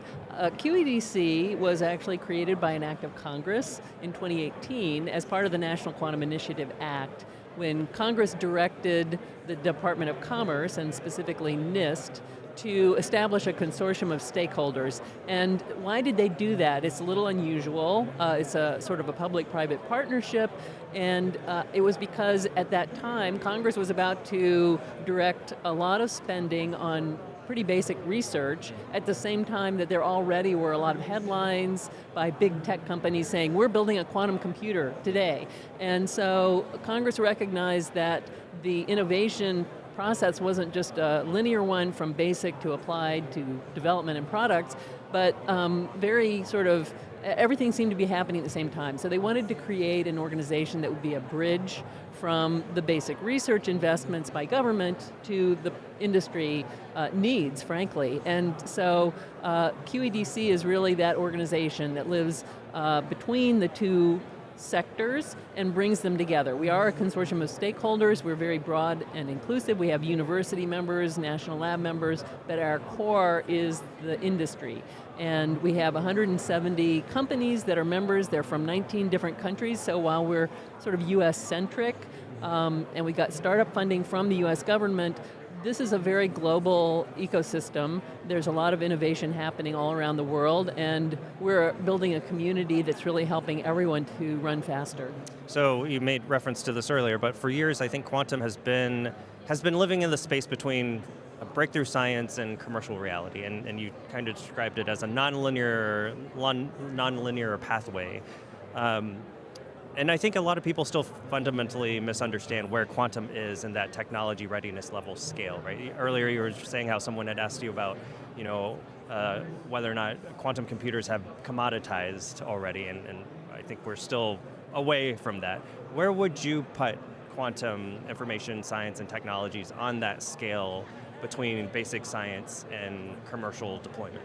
So, as is often the case, the answer is it depends. And that's partly because in that question, you used the term quantum computing and quantum information science and technology. And quantum, just to sort of remind everyone, is essentially a field of physics. It is the behavior of matter at very small length scales. It's all around us. It's been around as a field of study and research for 100 years or more. But why are we talking about it now? Because the ability to control matter at the scale of atoms is, essentially nanotechnology, and those capabilities combined with our understanding of the theory of what happens at these small length scales, the quantum physics, is coming together and merging, and now we can harness that theory into something useful. And that something useful may be a quantum computer, but it could also be a quantum sensor or some other quantum technology. And quantum sensors, for example, come in a lot of different flavors, and some of them are commercially available today for measuring magnetic fields, gravity, timing. Atomic clocks are a sort of quantum sensor. So some of these technologies are here today, and there are markets for them. Quantum computing is still relatively early stage, but moving very quickly and accelerating. And you can read the headlines. A lot of companies are predicting that within the next 3 to 5 years, there's going to be something useful that can be done, and that's going to open up a sort of floodgate of markets and business for those companies. So speaking of headlines, QEDC just published your annual State of the Global Quantum Industry report last month, and there's some, stark numbers coming out of the report, including the quantum market, and curious on how you guys kind of define the quantum market. But in the report you say the quantum market hit 1.9 billion last year, a 30% average annual growth over the year before. VC funding for quantum has doubled over the past year, and the pure play workforce is up 14% compared to last year. So by every measure, it sounds like this ecosystem that QEDC is in the center of is very much growing. For this report though, what is kind of the top line message you want, or message or warning that you want readers to be taking away from it? I think that in some ways the results of the report, and this was our second annual State of the Quantum Industry report, was showing steady growth. We have developed a set of metrics, and I encourage people to go and download the report, and there's a detailed section on the methodology, because we had to sort of lock down that methodology so that we could do it in a longitudinal way year after year after year. May not be perfect, doesn't capture every single worker or every single company in the ecosystem, but we felt that it was reproducible and a good metric. So the growth has been quite steady. We do differentiate between pure play and partial play companies, because there are many companies that are playing in the quantum sector that are not pure quantum companies. But I think the growth in the private sector investment, as well as in the public sector, is showing steady support. The progress, companies are marching along their roadmaps. There's a lot of interest, I say, in 2026. I think we're going to be seeing a lot of attention paid to how do we scale some of this up. A lot of the systems and technologies are still relatively bespoke and custom, and maybe you could say research-oriented, and a lot of the markets today are in research environments. And between now and the sort of quantum-enabled future, that needs to evolve to higher TRL, if you will, more manufacturable at scale. But that's going to be an organic thing that happens over a period of time. No, that's great. And it sounds like we're just about up on time, but thank you, Ylli, for joining us. You're also an advisor to SCSP's own Commission on U.S. Quantum Primacy, which will be rolling out a whole series of works over the course of the next year. So thank you for your support there. And to our audience and viewers, stay tuned for more reports on quantum and its impact on society and national security coming your way. Thank you, David. Thanks again. Thanks.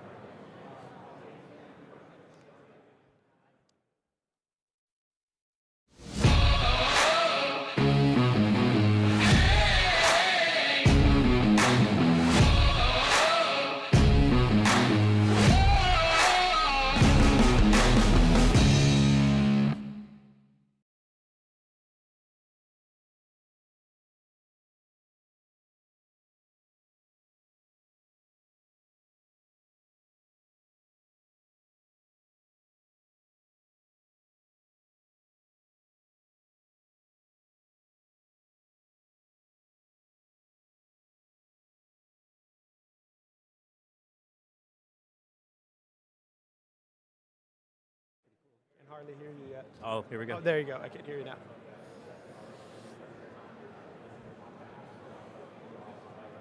Okay. Hi, my name is Sinjin of SCSP, and welcome back to the President's Tech Brief, live here at the AI Expo, 250 years of American innovation. I'm joined today by Ed Mir, CEO and co-founder of Makina Labs, one of the companies pushing the frontier of AI-driven manufacturing and automation. Ed, it's great to have you here today. Great to have us, and excited for this conversation. Absolutely. So let's start with a big picture. There's a lot of talk about AI transforming the digital world. You're focused on the physical world, but also that kind of digital aspect, the intersection of it. So, what's actually changing right now when it comes to manufacturing because of AI and other emerging technologies? Yeah, I think we're in a very interesting kind of moment in the AI, right? Like, with the large language models, these large models that enabled this revolution on the kind of like the ChatGPT side, Claude side, we really opened up freedom of generation, but in digital world, right? Like we can generate content from images to videos very easily. Like anybody can do very professional contents now. But the gap, there's still a gap from going digital to physical, right? Like actually being very expressive in the physical world in a fast way is not possible. And now that, on the digital world we closed that gap, I think it's time to kind of transfer that to the physical world, right? So if you combine these large language models, these large multimodal models with robotics, I think in the next few years we'll see this opens up, and we're going to have robotics being turning ideas into physical reality, going from all the way from intent to physical reality through this chain of artificial intelligence and robotics, all the way into the physical products, right? So it's very exciting, and that means like manufacturing is going to significantly change from being something that can manufacture the same thing over and over again to something that now can be much more flexible, really going from ideas and intentions to final product. That's amazing.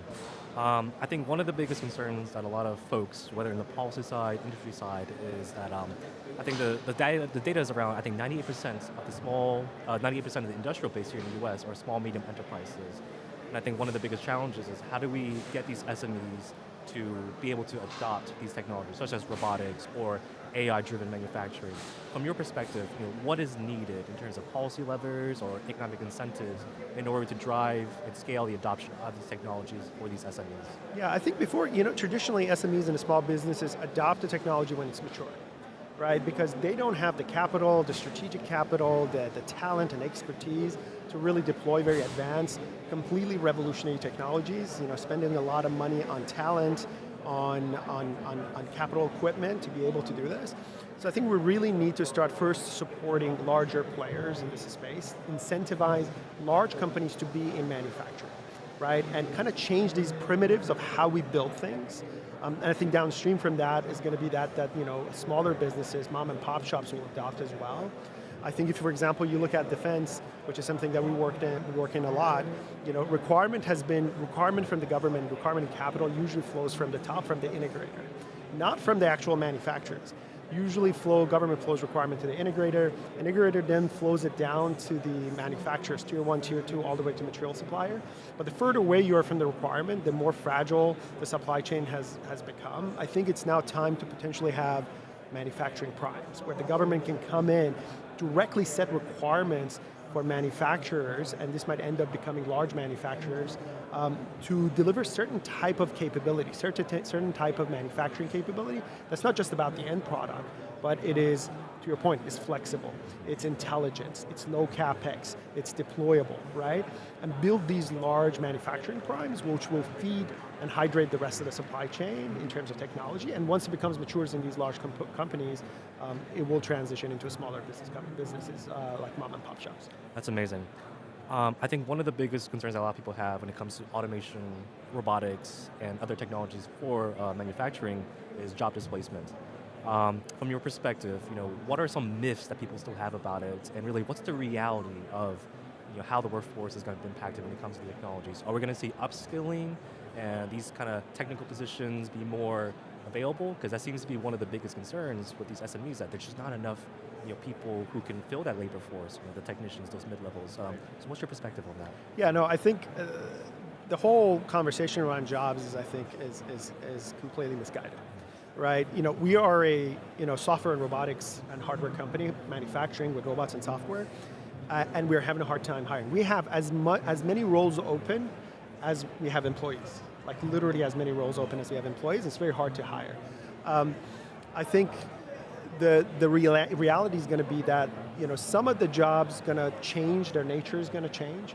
I think a lot of traditional white-collar jobs are going to get really going to go through a makeover, and a blue-collar job is going to start look more like white-collar. So we're going to have this hybrid in manufacturing of blue-collar and white-collar, where there are people who are armed with artificial intelligence, armed with robotics. They'll be walking shop floors like a traditional blue-collar would do, but now they're doing much more intelligent work, right? That they're closer to the systems that are manufacturing. The layers between white-collar and blue-collar are kind of disappearing, and we're going to have this a hybrid workforce that's much more productive is showing up.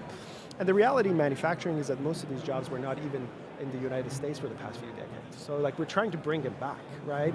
So specifically manufacturing, it's an era that none of these jobs were here to be lost. We're just bringing new type of a job back. But yeah, there definitely needs a slightly new set of skill sets. That's amazing. Obviously, we're here at the Expo, 250 years of American innovation. Of course, one of the biggest topics is national security. I think the common consensus is that, manufacturing is a national security issue. And of course, as many know, the biggest manufacturer in the world is China. They export a lot of goods, also a lot of services. So I guess my question to you is, where does the United States stand right now when it comes to AI-driven manufacturing in comparison to our adversaries, specifically China? Yeah, so I think everybody's at the kind of the forefront of AI-driven manufacturing, right? The problem is that, both China and the US are kind of like leading forces in the AI, but China has a very established manufacturing industrial base, right? So to some extent they have something we don't have, so they might be able to move faster, but I think at the same time that strength might be their weakness, because now they have something, that legacy that exists. It has a certain architecture, it's very centralized, it's very CapEx heavy. So I think it gives the United States an opportunity to invent new type of manufacturing, right? Like, let's leapfrog this. Let's not replicate what China has to compete. Let's figure out, okay, where do we need to be in 10 years, which is going to be a lot of robotics, distributed manufacturing, manufacturing shop floors that can manufacture product A in the morning and product B in the afternoon, right? That are not as rigid as what we have in China. So even though we're behind, I think there's an opportunity to re-envision what the manufacturing looks like, which China doesn't have because they need to rely on their current infrastructure. That's amazing. I think earlier you mentioned supply chains. Obviously, when it comes to supply chains, that is a key topic on a lot of policymakers' mind, especially considering things like critical rare earth minerals and hardware components like LiDAR systems, batteries. Can you walk us through more your perspective on supply chains and how we kind of can resolve these kind of issues that the United States may have regarding it? Yeah, it's very complex. We have all across the chain of products, there are areas that we're not doing well, right? From my perspective on the, for example, defense side, we went through this conflict recently. In a matter of 39 days, we used, in some of our weapon system, like 30% of our stockpile has been exhausted. And right now we're in a place where, in order to replenish that, we're looking at 4 or 5 years of current production rates before we can replenish that stockpile we just used, right, in 2 months. On top of that, we need to also obviously build faster to be able to compete. So honestly, it's just across the supply chain. Every component needs to be 4 times, 5 times, sometimes 10 times more produced. So it's not a single area I can pinpoint. I think we need significant expansion in capacity over the next few years, 5 to 10x increase across the board. That's amazing. I think that's one of the biggest questions that I think a lot of people, us at SCSP, ask is, if you could have one policy recommendation for the U.S. government regarding, manufacturing, supply chains, what would it be? Yeah, I think on the defense side, government has a huge leverage, right? Like traditionally, the Department of War would go to a prime integrator and flow requirements and capital to them to manufacture end systems. We only talked about end requirements. I think now there's an opportunity for Department of War and the government to step inside the CHOP supply chain and actually set requirements what the manufacturing needs to look like for the next 10 years and have big manufacturing companies either do this or get established to support these new requirements. That gives us the primitive to build a whole lot of new different defense systems and across many different primes. So there's a great opportunity to step into a supply chain for government. That's amazing. And unfortunately, we're out of time, but this was amazing. So thank you so much for this. I really enjoyed this conversation. Very important topic in manufacturing, so thank you so much. Of course, thank you for having me. Awesome, thank you.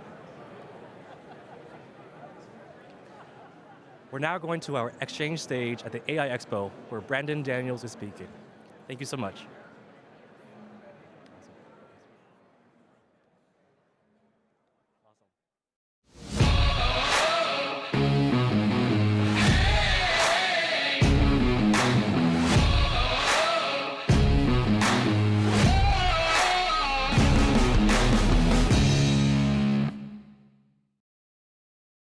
Large language models and into those networks. And there's open source models, there's closed models, and then if it's closed, you got to have API access, and you got to go to someone else's cloud. And does the program want to use the cloud? It has to be on-prem. So we're working through that. We've deployed to over 30 networks within Lockheed on a classified perspective, a lot of on-prem usage, but that's an area that we need to get the latest state-of-the-art AI models in the hands of Lockheed Martin engineers and in the warfighter. And I know there's a lot going on in that space that I won't get into, but I think it's heading in a path and it's going in the right direction. Contested environments, denied environments is going to be key. Being able to have the AI operate on the edge in comms degraded situations. A lot of them require significant, comms backhaul. So those are some of the areas. Mike, I think we have time for a last question, but it's a two-part one. One somewhat more philosophical and the other one more business. So you've been at this for a long time, 26 years as you suggested.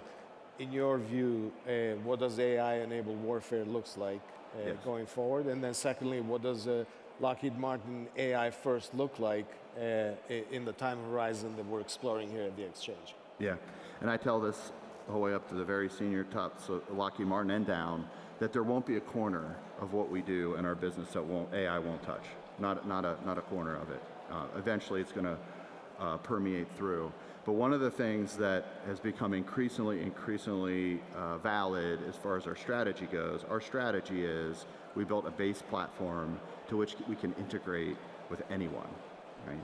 So from a model perspective, the AI models and the Google's, Anthropic's, OpenAI's, all of them, like be able to integrate into our platform seamlessly and have diversity in those models. Because you never know what's going to happen. As far as one model may be more performant in one area than others, one model might go away, right? So you got to have that diversity on the hardware side as well, if you're on the cloud or on-prem. I'm trying to coin this term internally, but being like maximally adaptive is what's going to separate the winners from the losers. If you decide, I'm going to pick this model today that is the best model out there for this area, as we know, 3 to 6 months from now, might not be the case. So if you hitch your wagon fully to one partner, you may be great short term, but long term, having more flexibility and being adaptive to the situation is going to be most important. Wonderful. Great. Well, Mike Baylor, Chief Digital and AI Officer at Lockheed Martin, thank you so much for joining us. I really appreciate it. Good luck. I know you have to get to another meeting with a frontier model developer. And so I really appreciate you taking the time to come and talk to us today. And hopefully we can welcome you back next year. Great. Thank you very much. I appreciate it. Thank you, everybody.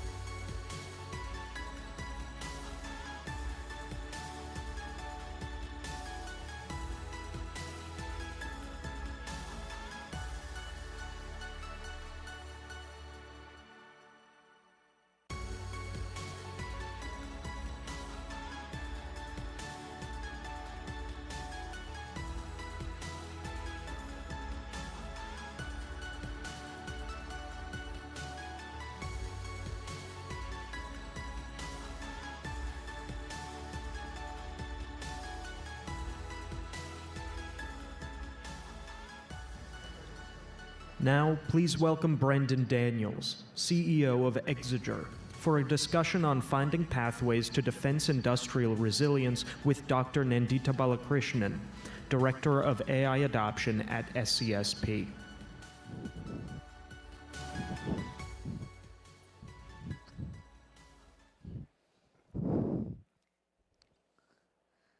So the U.S. defense industrial base, which determines whether the U.S. can produce, sustain, and surge combat power at scale, is ultimately reliant on the resilience and the visibility of our supply chains. Modern defense systems are deeply interconnected, with critical components that are often sourced from fragile, opaque, and globally distributed supply chains. And as a result, strategic choke points often lie deep in these supply chains, among lower-tier suppliers, specialized manufacturers, and critical inputs, making visibility essential for risk management, readiness, and resilience. And without mapping and stress testing these networks, we risk single points of failure that often only reveal themselves.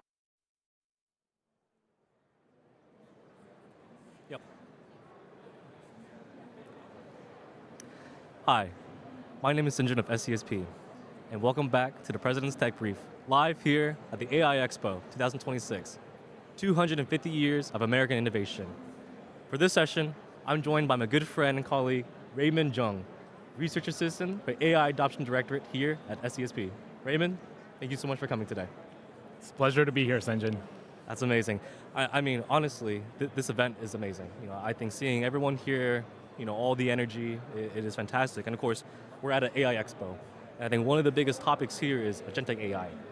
For the couple months that you've been here at SCSP, you worked on many projects evolving around agentic AI. Can you just walk through the audience, what you've worked on when it comes to these AI agents and how you built them and such? Yeah, happy to. So I've been thankful to have a lot of backing in terms of the projects I've been working on.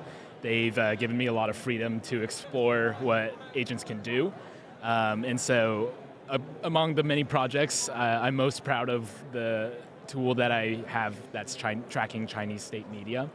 So how that works is we have a tool that will monitor 3 different state media streams, turn the audio into a transcript, translate it into English, and then flag for any national security risks as they come into our feed and notify the whole team. So we definitely looked into the agentic, autonomous, human out-of-the-loop portion, and I've had a lot of fun making it. That's amazing. I think when it comes to China, obviously, when it comes to their media, whether it's the online news, TV, there's a lot of news that is really hard to filter.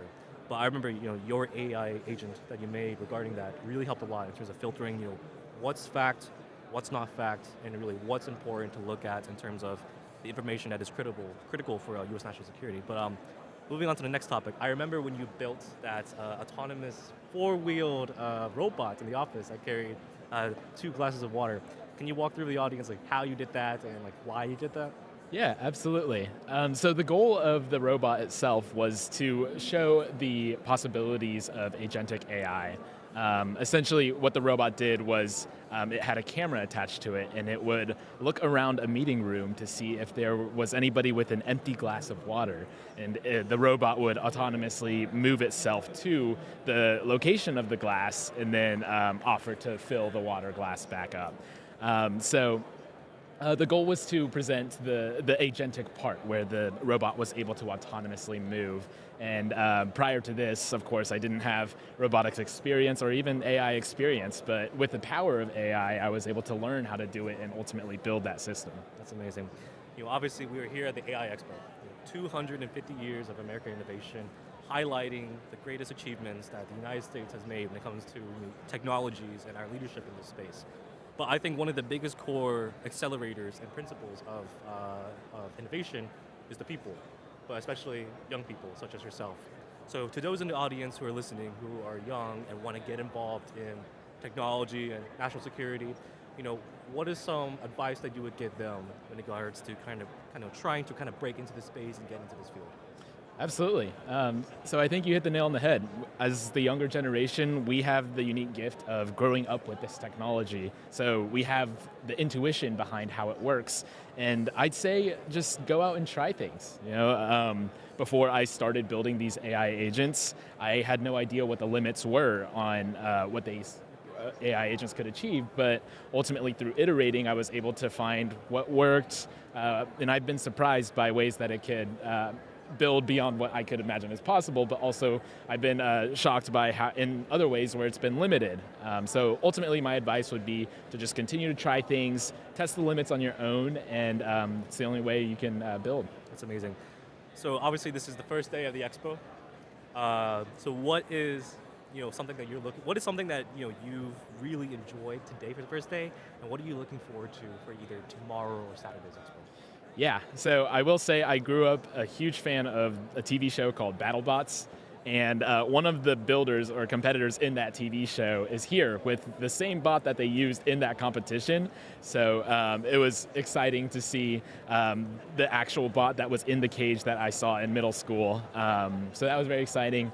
I'd say coming up, there's many talks with the leaders in agentic AI from companies that I've used the products of, like OpenAI, Gemini from Google, and even NVIDIA. And so I'll be excited to see their discussions around how they see the future of their products. Talking about the future, right? I think there's a lot of talk right now regarding, what is the future going to look like when it comes to AI in general? Are we going to reach things like artificial general intelligence? What does this mean for things like robotics, for example? What is one kind of exciting thing about AI that for the next 5-10 years, what was one trend you're looking forward to that you think, wow, this would be amazing if it happens, or this is going to happen? Yeah, absolutely. I'm shocked every day by the new features that companies like Anthropic are putting out. And it seems like they have a new update every 6 hours.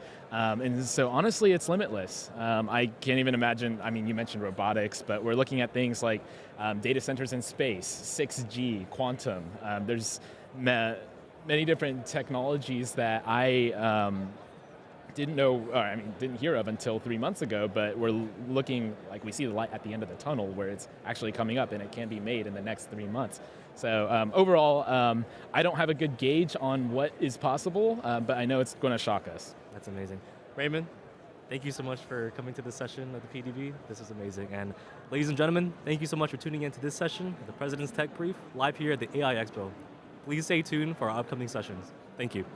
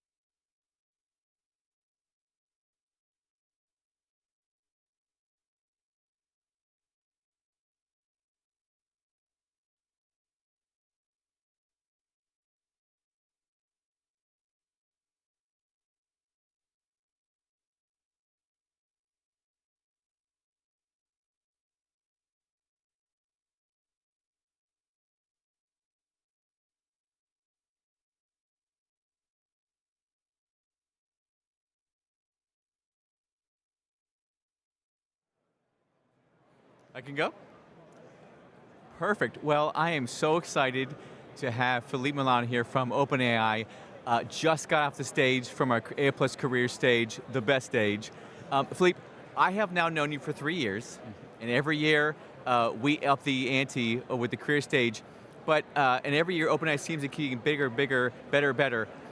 Could you talk about that progression of the past 3 years of OpenAI's progress and working with government, make sure those tools are available for federal workers?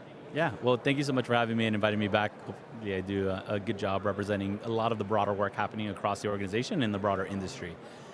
So OpenAI, we founded actually 10 years ago. So OpenAI has been around for 10 years. Really most well known, obviously, since the launch of ChatGPT in November of 2022. And really, but what we have been working on is the same thing the entire time. So OpenAI's mission has been the same, which is to ensure this technology called AGI, Artificial General Intelligence, benefits all of humanity. And when OpenAI first started, we didn't know exactly what it was going to be. There was thoughts about robotics and video games and a lot of really interesting things.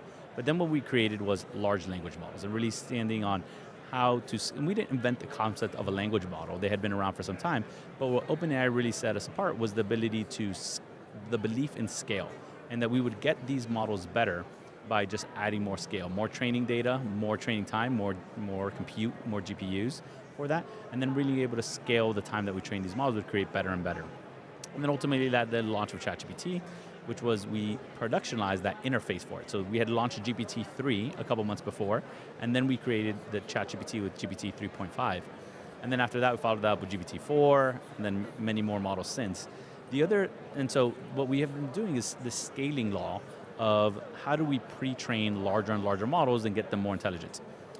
The next thing that happened was another inflection point around a model we launched over a year ago called O1 Preview. And that was our first reasoning models. So it was the first time we actually taught models, so instead of responding right away, think about it a little bit first. So for example, if I give you a problem like, if I say, tell me about, the capital of France is, you might say, Paris. Like very easy to predict the next word in that sentence. But if I say, here's a Sudoku puzzle, answer it right away. And if you just start trying to answer and guess the answer right away, you might not do as well. But what if I say, take your time, think about it, reason over it, you will do better. And so the same thing is happening with models. We've learned to teach these models to think and to reason. And because of that, they've actually reasoned. And now we have all of our models now have reasoning behind them. And so we've got a new scaling law around reasoning. And how do we teach these models to think more?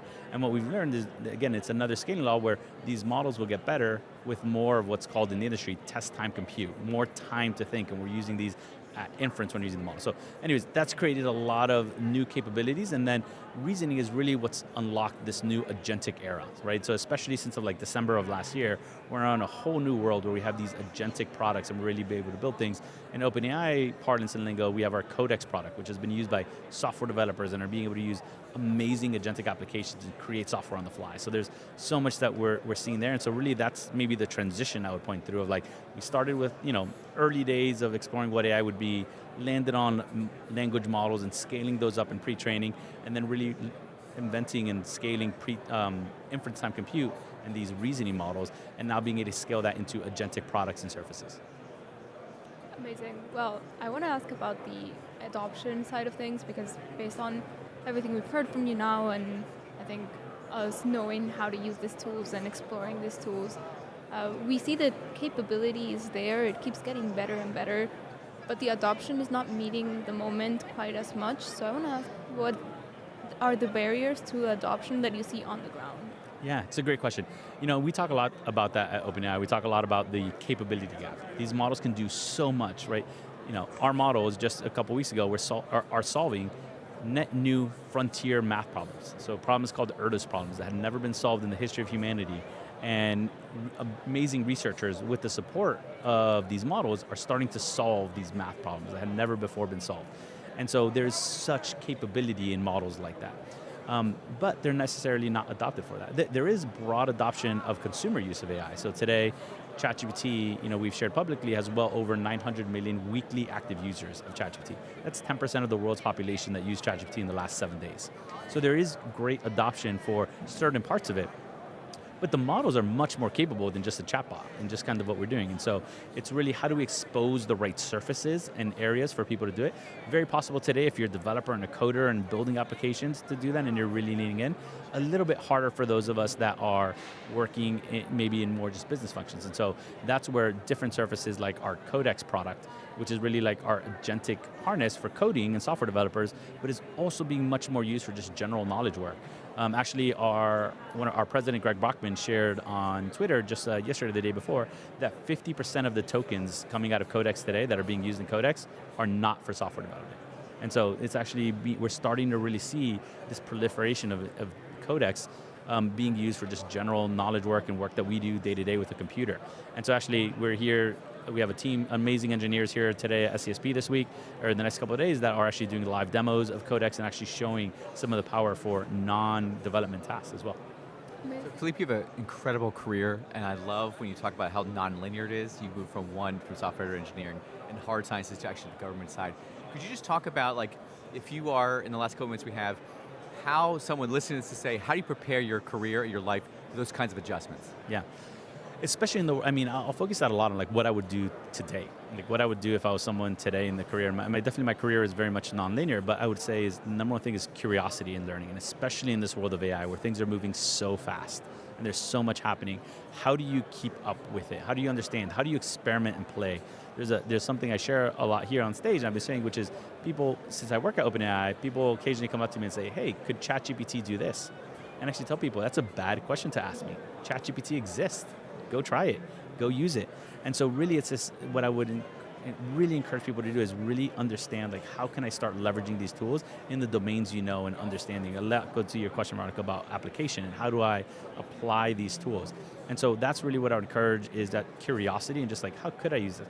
This space is moving so fast, there's just so much opportunity everywhere, and kind of the application layer and how people build with these tools to do even more. And so how do I bring that on? How do I leverage that in my own personal career and show that I'm the fastest, that I can adopt quickly and I understand my industry and my specific segment I'm in, and now I also understand how to apply AI to that. And so I think there's so much opportunity there. And quickly, one last thing. What is OpenAI doing to push the needle forward on AI adoption, whether that's consumer adoption or more meaningful types of adoption you identified? Yeah, I'll speak actually a little bit about the government, because that's the area that I run. So one of the big things that we do is we're trying to reduce barriers for government adoption. So generally, how do we reduce barriers for people to try this? So in government, that meant a procurement effort, right, for example. So one of the things we offered the US government was, at the federal level, we offered our $1 deal with GSA. So for any government agency could get access to ChatGPT Enterprise, our enterprise version of ChatGPT, for $1 for agency up until September 30th of this year. And so just making it available. We also got recently our FedRAMP authorization, which is a big security program in the US government. And so we got our FedRAMP moderate just the week before last. And so really being able to get, remove the barriers. So before it was like, I can't use it because of cybersecurity rules, I can't use it because of procurement. It was like, well, how do we move that? How do we actually get you to do it? And then we really invest heavily in training and enablement and showing people the art of the possible. So we have a big training and enablement team. We have an OpenAI Academy for anyone listening to this. They just go to academy.openai.com and get access to free training and enablement, and really just showing people the art of the possible. And that's really what I would recommend people. Thank you so much, Philippe, for coming on board. And thank you so much for coming to the Expo. Enjoy your time here. Hey, thank you so much. Really appreciate it. Thank you.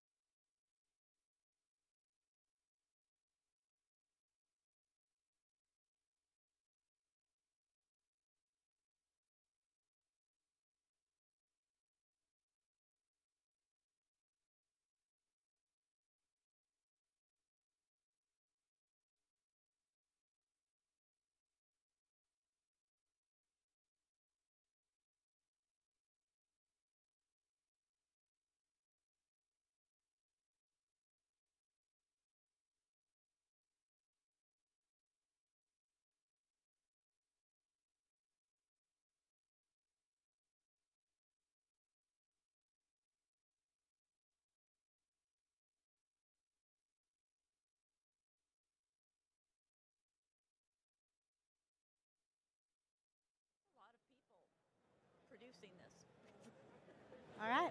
Welcome back to the PTB. I'm Jenny Keefe Singer, and I am here with two of SCSP's board members.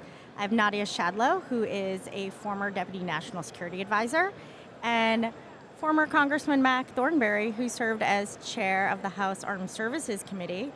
Thanks for joining me today. Thanks. Glad to be here. All right, you're both going to be on a panel together in a little while that's going to focus on 250 years of innovation. But if you could narrow things down to the next 5-10 years, what tech are you most excited about?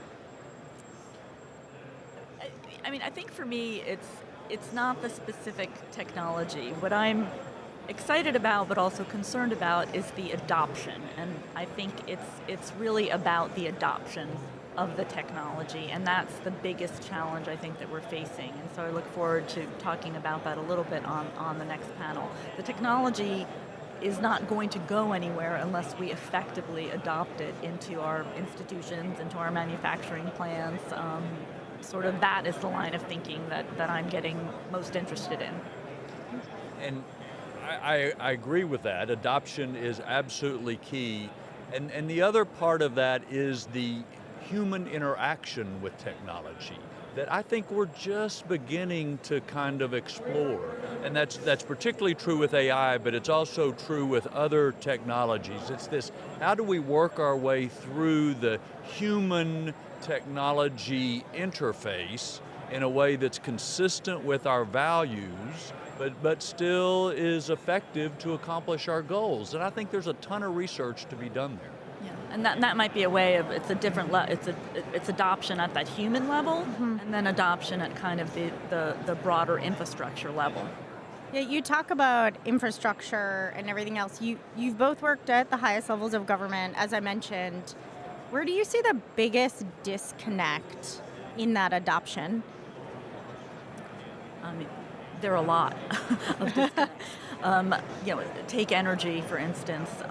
Everyone knows AI and technology will need a lot of energy, and then look at the grid. And if you look at the numbers, I just did some looking recently. The numbers are still incredibly long time frames for interconnections to our grid, and the ability to use new forms of energy, the ability to get energy there ready for AI. So that's a huge area of these old systems clashing with the new technologies. Just another random example. I rode Amtrak from New York down to Washington today. My connectivity was terrible. I was supposed to be on a conference call and it kept knocking me off. So the point I think that y'all are making is that to adopt technology as widespread as we need or should with our society, we've got to have the infrastructure in place to make it work. And that includes energy, it includes communication, it includes a variety of things that we've probably neglected for a number of years. And even if you go back to Mac's earlier point about humans and people, schools, right? Our school systems are still really struggling, depending on where you are in the country, with how to use AI effectively, how to adopt it, how to get it into the system.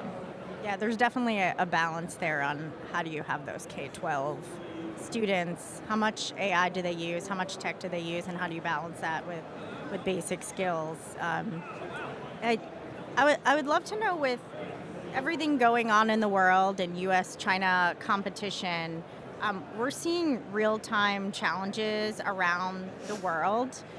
What do you think is misunderstood in how people connect geopolitics to technology? Well, this has become a bit of a hobby horse for me. I think there is the least amount of understanding about what I'll say is cognitive warfare. The ability to use technology, including cyber, including AI, to shape political or societal opinions about things. And our adversaries are putting a tremendous amount of time and effort into this to shape the opinions of the American people, and we don't really know about it. And I do think AI and its ability to target individual opinions down to the household, if you look at political campaigns here, in the hands of a state actor, can be an enormous force that could, with the goal of undercutting our will to resist some aggression that Russia, China, et cetera, might seek to carry out. And you couple that with cyber, And we've seen on the East Coast a ransomware attack that stopped fuel from going up and down the East Coast. Well, who's going to care about Taiwan if you can't fill up your car? And so it's this combination of how do you distract, how do you divide, how do you persuade the American people for whatever Russia, China, North Korea, Iran want to do. And it's that they're putting a huge amount of effort into it. I don't think we pay attention at all. And it's that, again, an interface between technology and human beings that I think needs a lot more attention. And I think, further complicating the point that Mac's making is that a country like China controls essentially the means of communication, right? So it's the platforms that do this communication. They're not independent, right? We know about the problems with TikTok and other platforms. So they essentially, as a state actor, have those means of communication, that infrastructure. What is our equivalent? These Google? I mean, they're private sector companies, and this is a disconnect that has existed for a long, long time. And so we have big private companies that are the means of communication and dissemination, but they're not controlled by our government. And so figuring out the operational model, the way to fight what Mac described, we still, after all these years, have not gotten that, I think. No, but we can figure out an American way, I think so, right? Well, I think we can, but it starts with shining a light on it. I think you've got to be more open, not classify things so much. If a Russian bot farms are pushing out a message, we need to let the American people know this is the message they're pushing out. Right. And we haven't figured it out for over a decade. So I think it's, I don't know why. All right, well, we're going to take a break now. We're going to go over to our exchange stage at the AI Plus Expo where Dr. Schmidt is speaking. So thank you very much. Thanks, great.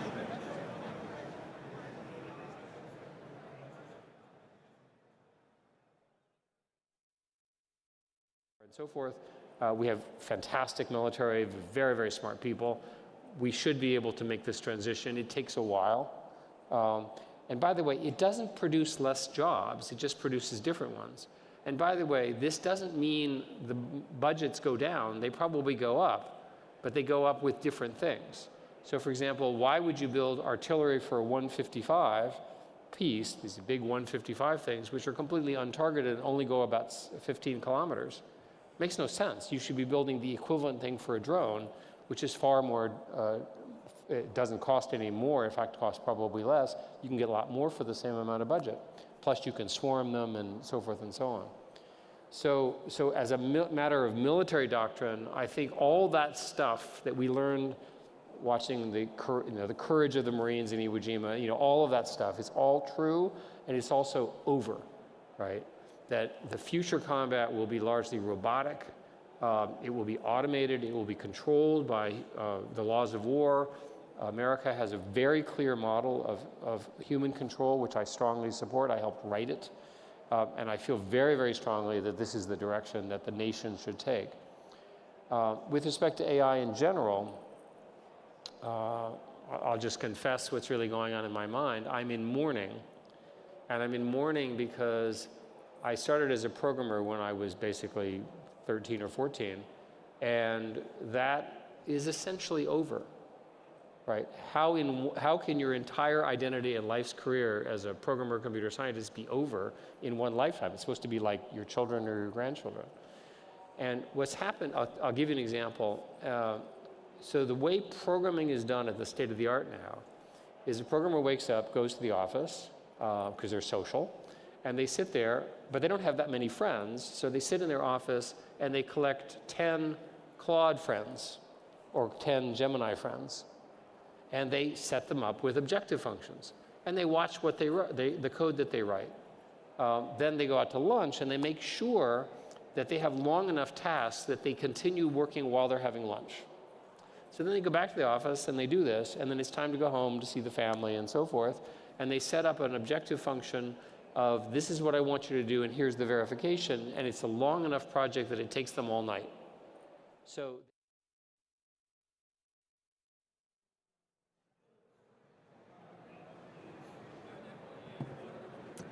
Hi, everyone. Welcome back to the studio. We just got back from the exchange where we heard Dr. Schmidt speaking, and now I'm joined by Mike Brown, partner at Shield Capital. Welcome to the show. Thanks so much for having me. So you have a really unique position. You sit at the intersection of Silicon Valley and Washington, D.C. Used to be the director of the Defense Innovation Unit, now obviously a venture capitalist. So kind of from your vantage point, can you tell the audience kind of how private capital plays a role in American innovation and kind of what's its role at an expo, something like this? Well, fortunately, the U.S. is blessed to have probably the broadest and deepest capital markets in the world. That really gives us a competitive advantage, especially in an area like AI, which requires a lot of investment. And venture capital sits at a pretty important point because we're funding companies that are creating new ideas that help us with our economic prosperity and national security. And venture capital is expanding rapidly in areas that support national security. So now there's a thing called defense tech, which if we'd been talking a decade ago, wouldn't have had any meaning. Yeah. But now because the world's a more dangerous place, and there's a lot more that the military needs in addition to ships, tanks, and planes, now venture capital is playing a key role to bring other companies up that can add to our capabilities. So maybe the biggest example would be SpaceX and Palantir and Anduril, but there's a whole wave of companies coming behind that that will also help our military capability. Yeah, and I kind of want to touch on that a little bit more because SHIELD focuses on the technologies that matter, right? But kind of what does that mean to you, and kind of what's the coolest technology that you're seeing right now that you're looking forward to? Well, technologies that matter really mean technologies which can be important for national security. So at Shield Capital, our thesis is what we say dual use. So those technologies that can be used for commercial applications as well as national security applications. We take a broad view of national security. So of course that's defense applications, but it's anything that supports the federal government, state and local governments, or even the critical infrastructure industries in the US. So a cyber business that supports financial services would be part of what we'd say is technology that matters, that supports our national security. In terms of what's interesting, oh my gosh, space is an area that's exploding right now. One example, Starfish Space is doing what's called rendezvous proximity operations. How do I get close to other objects in space? Maybe to replace the fuel supply as an example. So space-to-space technologies. That's really cool. AI, one of our companies, Code Metal, is translating code. I have a code base, but I need to get it to another code base, maybe that operates on a satellite or a drone. I can do that using generative AI rather than starting from scratch and writing all the code. AI is changing every domain that we're investing in. Definitely, definitely. And kind of on this point of, exciting technologies, I think we all see them, we love them, we want to get them into our own hands as, in our personal lives and as consumers. But how do we get the technologies that matter to national security into the hands of our service members, right? It's a kind of a long timeline, there's some issues with acquisition. How long does that timeline actually take, and what can we do to make sure that our war-fighting force is equipped with the tools that are advanced and the tools that they need? Well, historically, there was a great study that was done by Bill Greenwald, Dan Patt, that showed that it took 7 to 27 years to get technology. Years? So some of the technology is complex, like a new submarine. Yeah. But if it's new AI software or buying commercial imagery from space, that should be happening much faster. Organizations like the Defense Innovation Unit were set up to help speed up that process.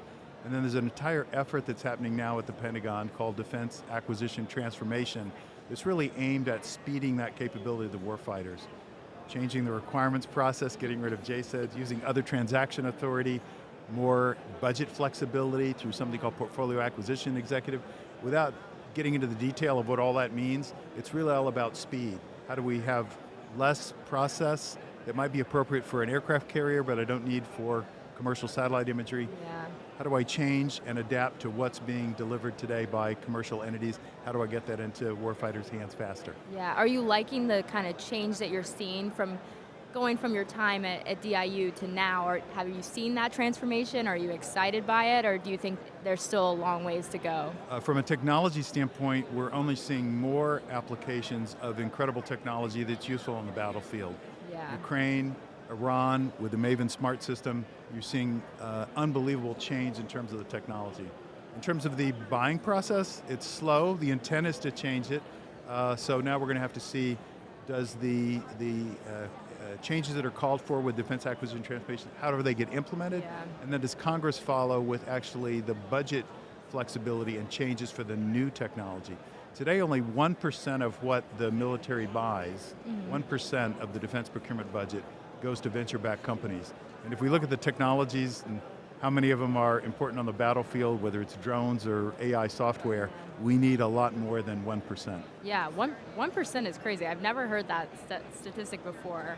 And that's really interesting because I think something, as you know, that SCSP focuses on is really the tech competition with China. And so how do we make sure that we kind of equipped our national security enterprise, do it quickly, changing acquisition products and things like that. How do you think venture capital plays a role in the broader tech competition? Like, is it our greatest advantage? Do we need more formal industrial policy?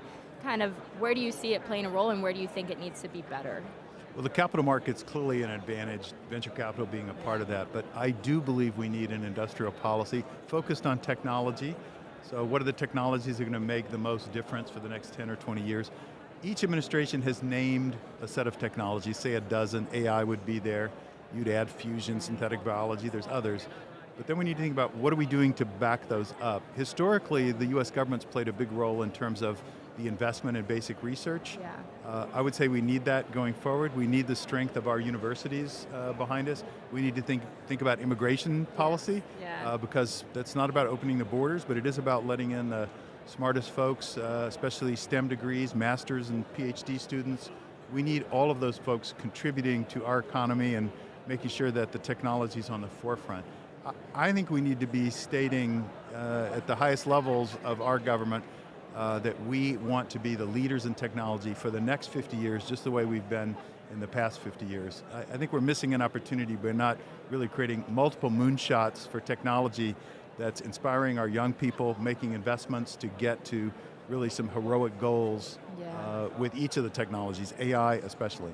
Yeah, and I think that's a perfect note to end on. Mike Brown, thank you so much.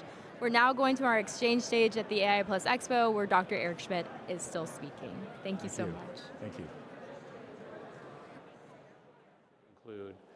First, the interconnection grid is not going to survive all of this new power. There's not enough switches, there's not enough wires, there's not enough management. The interconnection queues, as they're called, are very long one. So what people are now doing is they're building data centers in remote places with their own power plants. The technical term for that is behind the meter. And what they do is they build essentially air-cooled data centers of enormous scale. You've seen the pictures. They're essentially air-cooled systems. They don't use as much water as you think. The only water they use is internal for internal transfer. Very little water escapes. But they use a lot of electricity. And they're measured in megawatts. The largest data centers are in the 1 and 2 gigawatt stage, and there are people talking about a gigawatt data center costs something on the order of 50 billion with a B number. How could these people in my industry be so crazy to raise all that money and build all the data centers? And the answer is they see the demand. And my industry has changed so that if you want to make more money, you need more servers, because the servers are how you make the money, because that's the reasoning. So absent an AI breakthrough algorithmically, which is a change to what is called the transformer architecture, which is invented at Google, thank you, in 2017, we're sort of stuck with this cost structure. So my own opinion is you're going to see a lot of remote America build these behind-the-meter power plants. It takes forever to get the turbines and all of that. And I think the real limit to AI is not energy, it's actually cash. Because when you add up the cost of these, if you take 50, just round numbers, 50 billion a gigawatt, so 10 gigawatts is $500 billion. How many companies, countries, and so forth can hand an industry $1 trillion of capital? Very, very few. The Chinese could certainly do it. I don't know if they're doing it. I'm going to try to find out. In America, there are people who hope that's going to happen. It's interesting that you can finance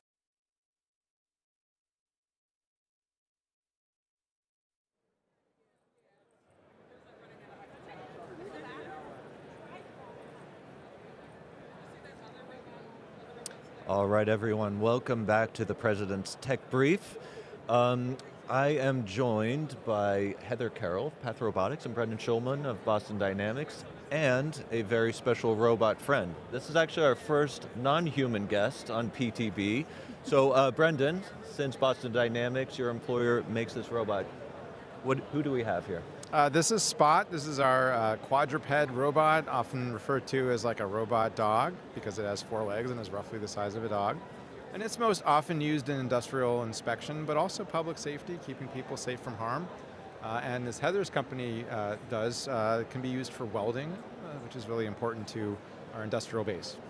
So Heather, tell us what Path Robotics is doing with Spot, and you've created a new robot essentially and given it a new name, so tell us about it. Yeah, so we're very excited to be working with Boston Dynamics on our launch of our new product that's called Rove. And what Rove does is it takes the physical AI foundation model for welding that we've deployed over the last 8 years across industrial manufacturing, and it takes that model and puts it onto the embodiment of a dog. And it allows it to rove and roam around. And so now you can take the welding and take that to the part, which has never really been done before, as opposed to having to bring the part to the welder. So we're really excited about that. We've got a couple of launch partners that we've already signed that are in the shipbuilding space. And it's been pretty fun to watch. Oh, fantastic. So, Brendan, Spot got a lot of attention just on our short walk over here. So tell us a bit about your experience at Expo with Spot, and what does the future hold for Boston Dynamics? Well, this is a really great place to bring Spot because I think as people talk about AI, they most often think about generative AI, AI being used for data analytics, for generation of text or images or videos, you name it. That's all happening on your screen, right? That's like information technology using the vast repository of data on the internet. What the robot represents is physical AI, right? This is using AI techniques to program robots to do amazing things in the world and to do things that are physical. So most importantly, I think manufacturing, applications like welding, public safety, either to produce a physical result or to keep people safe from physical harm. So Heather, tell us a bit more about what Path Robotics did to develop the software for the welding, and what the testing and development of this new robot looks like. Yeah, so it's been pretty amazing to me to watch because, like I said, Path has been gathering this data in the real world around welding for the last 8 years. So we have millions and millions of inches of real world weld that's been done out in the field. No synthetic data? No synthetic data. So that data has been used to create reinforcement learning that just continuously trains the model so that when we put that model onto an embodiment like Spot, now called Rove for us, Rove, as soon as you turn Rove on, there's all of this history of knowing how to see what's in front of him, understand what he's looking at. So is the part gappy, or are there things that make programming really impossible to do? And he can now understand, now I know how to adapt in real time and what to do with what I'm looking at and what I'm perceiving. So that ability to take that physical AI foundation model and move it from a fixed 6-axis robot arm to something dynamic like Rove is really what physical AI is all about. It's bringing those two pieces together in a way that solves a real problem. And the problem we're collectively solving is when you've got really big parts, you can't put those in a fixture. You can't put them on an assembly line like we do with automotive. These are ships out in shipyards. You can't move them around. And so the ability to be able to take that physical AI and that expertise and put it onto something mobile and take the work to the part is just game-changing. So Brendan, Boston Dynamics, of course, very well known for Spot, but you're making a big push into humanoids, and I believe in particular your parent company Hyundai is very interested in having humanoids on their automotive assembly lines. Tell us more about that. Yeah, so we've had the Atlas humanoid as a research platform for many years, and a lot of people have seen the videos of Atlas dancing and doing parkour and gymnastics and things like that. We decided a couple years ago, you know what, the humanoid form factor actually is pretty robust for two reasons. Number one, you can take that robot form factor and put it into factories, warehouses, industrial environments that are designed and built for the human size and form factor. And that's really important when it comes to labor shortages and the need in small and medium enterprises to have a robot that can do more than one thing, so that if you're going to invest in robotics, you can have one or two robots doing different things in different weeks and replacing, let's say, the workers who've called out sick. You've got the robot in there to help prevent the shortfall. So that's the first important reason for the humanoid. The second is that now that we're in the AI era, the way we train the robots to do useful things is to basically wear a human capture suit, VR goggles, hand controls, foot pedals. You're basically generating the data that the robot needs to learn how to do that task through the human form factor. So if you used a different form factor of robot, the data of the human operation wouldn't line up with the morphology of the robot, and you have to find a different way to train it. So if you want to use AI in a robot, it makes a lot of sense to be doing it in a human form factor, and that's why we're making that push with the first intended application to be automotive manufacturing. Like those are repetitive tasks. They're often heavy, dangerous, repetitive, or dull. And so to have a robot doing that, freeing up people to either control a fleet of robots or doing more productive, safer tasks in the plant is really the reason for that push that you were talking about. Yeah, and at least according to press reporting, Hyundai has some very ambitious plans in terms of sheer numbers of deployments, right, of these humanoids.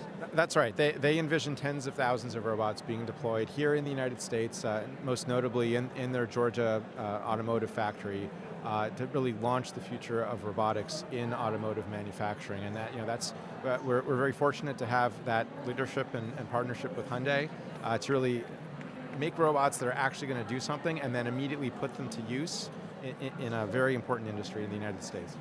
Yeah. I had a chance to drive by the construction site for the Savannah plant. It's absolutely massive. So yeah, very much looking forward to the opportunity to see it up and running, particularly if you have thousands of huge robots there.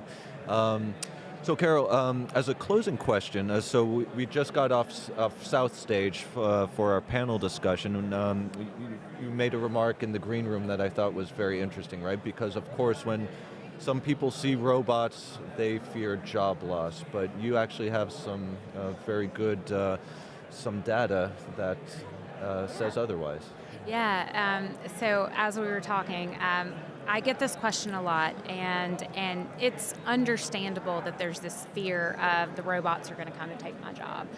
But the reality is we've started working with our customers that are deploying PaaS systems to track the data and actually track what are the numbers of jobs that you have when you put the robot in, and what does that look like in 6 months, what does it look like in a year, et cetera. And what we found is following this particular subgroup of customers, we've had 0 that have reported a single job loss. And instead what they've reported is actually job increases, because now what they're able to do is take on more work for their facility, bring in more orders, which creates a need for more people to do the ancillary tasks and to do the work that they couldn't take on before. So it's actually the data is pointing in the other direction, which is adopting this automation actually increases the demand for more jobs instead of what everybody just automatically thinks of. Well, Heather, Brendan, and of course Spot, thank you all for being here. It's just fantastic to have you at the Expo. So we are now going back to our exchange stage where Dr. Eric Schmidt is speaking. So this is just one of the many things going on at the AI Plus Expo. We'll be right back with... We all agree on what human values are. I suspect with this audience, we probably are in favor of Western liberal values, which includes rights of women and minorities and broadly speech, the ability to express yourself and so forth. Well, what happens if the Chinese models are trained in a different way and they take over? And because of open source, it's reasonable that the majority of the models in the world, because open source is just cheaper, will be Chinese resident, not American resident. Now, there are American values ones being built. There is a debate about which ones are coming. I'll give you an example today. There's something called Gemma 4 from Google, which is obviously have American values. There's something called Nemotron from NVIDIA, which has similar values. There's a couple of startups coming up with better ones. I'm very excited about those. But when you say human values and alignment, you have to decide, tell me which ones. I like the US ones. It's marvelous. Thank you. Yes, a question almost to the back. The gentleman raising his right hand here. Yes. A microphone's coming to you, sir. Thank you. Thanks. My name's Kevin. How do we prevent another Twitter files?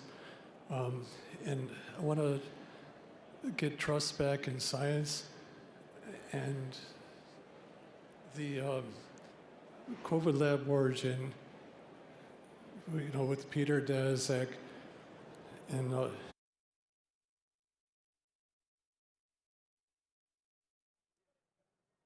right, welcome back, everyone.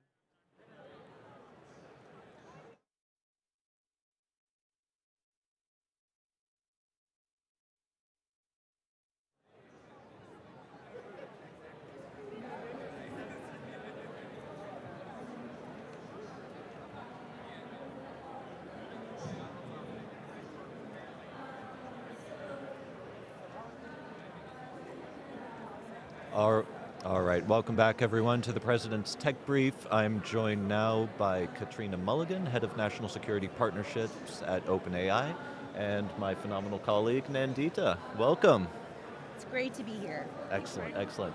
Nandita, I'll give you the honors of kicking off with the first question. So I think when we talk about AI, we have two sides of the coin. One side is the capabilities, but the other side is the adoption of it. So Katrina, I'd love for you to start us off by just saying, what is the state of play of adoption within the national security apparatus? So in the U.S. or? Yes, in the U.S. In the U.S. So, I would say that it definitely feels like there's starting to be movement and things are starting to move in a different direction that's more positive. But we're not where we need to be at all.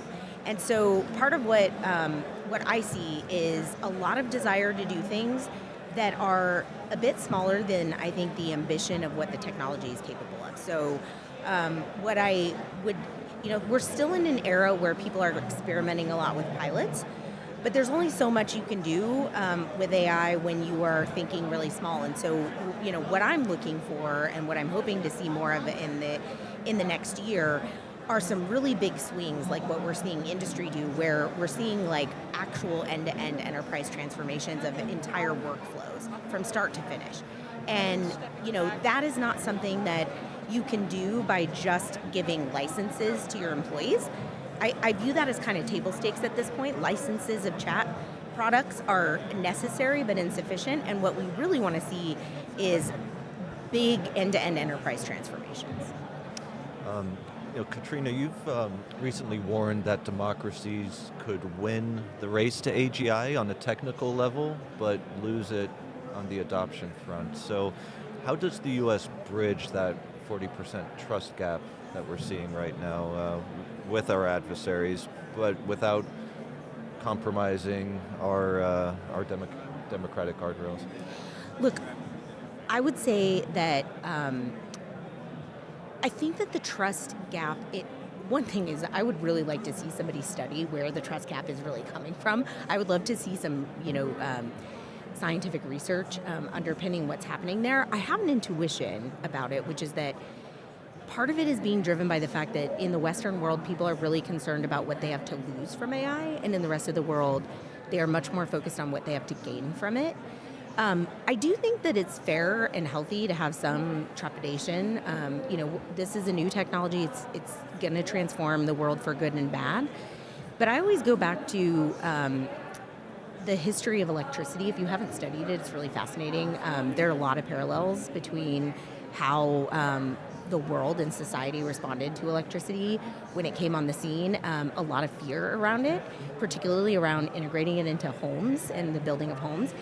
And the argument feels very similar. It was, this is dangerous. This could kill people. This has a lot of, potentially negative consequences. And we don't really think about it today because we have figured out how to bring electricity all around us. We're probably sitting within a few feet of an electrical current that could kill us. But we've figured out through building codes and through, responsible, engineering practices how to make it safe and how to deliver it in safe ways. But it is also true that the same technology that gave us the ability to, save a baby in utero through surgery is the same technology that gave us a nuclear bomb. And I think when it comes to AI, there are going to be undeniably phenomenal outcomes that this technology enables, and there are going to be some bad actors that do bad things with it. And, I think that, one of the things that we're starting to see AI labs do and the government become more concerned about is the sequencing of how we roll these things out. With our latest cyber capabilities, we're making them available to defenders first. And we're trying to make sure that we shore up, our defenses and do things in the right order. I do think that builds trust. But I would say, I think that there are broader societal issues that go well beyond problems that the AI labs alone can solve, that really get at, insecurity around, jobs and insecurity around what the technology is going to mean. And I think that we've not done a great job as a society of helping people understand that they are empowered too. So I think one of the challenges, particularly if you take this back to the national security apparatus, is, as you said, pilots are great, and we know why the national security apparatus is moving a little bit slower, but using pilots. So how do we bridge that gap where they want to make incremental changes, but do it safely when the technology is so rapidly evolving where they're always going to be at a deficit? Yeah, it's a really important question, and I think the answer lies in a couple of different areas. Number one, we need to move away from funding AI like an IT line item, and we need to begin funding it like a capability. It is a capability. And number two, we need to shift away from thinking of AI as a thing that only chief AI officers need to be thinking about, and something where every mission owner of every part of every organization is asking themselves, what do I need to be doing to incorporate AI? What could I be transforming using this technology? Which parts of my workflow could be automated responsibly? Which parts can't? And then we need to be building benchmarks. We need to be really helping to understand what AI is ready to do and do that in a measurable way. And then the last thing I would say is that some of the most transformational things that AI can do, some of the places where it can free up the biggest capacity for investment in other priorities are actually pretty boring and mundane, what I call toil tasks. And, what I see a lot with the pilots that are the best funded is that they're always in the, sexier, more mission-forward parts of these orgs where getting anything wrong is going to be extremely high consequence. And I sometimes want to encourage people to focus on the low-hanging fruit first.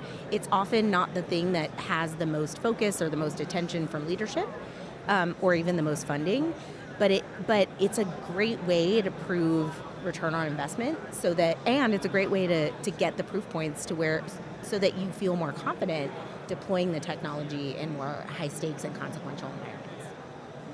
Okay. Katrina Mulligan, thank you so much for joining us on PTB. Nandito, it's great to have you as a co-host. Thank you so much. Ladies and gentlemen, that wraps the episode for today. We will be back at 11 a.m. tomorrow live from the AI Plus Expo at the Walter E. Washington Convention Center in Washington, D.C. If you are in the D.C. area, please come visit us in person. Otherwise, you can catch us online, and all our videos will be on our YouTube channel. So take care, and we'll see you tomorrow.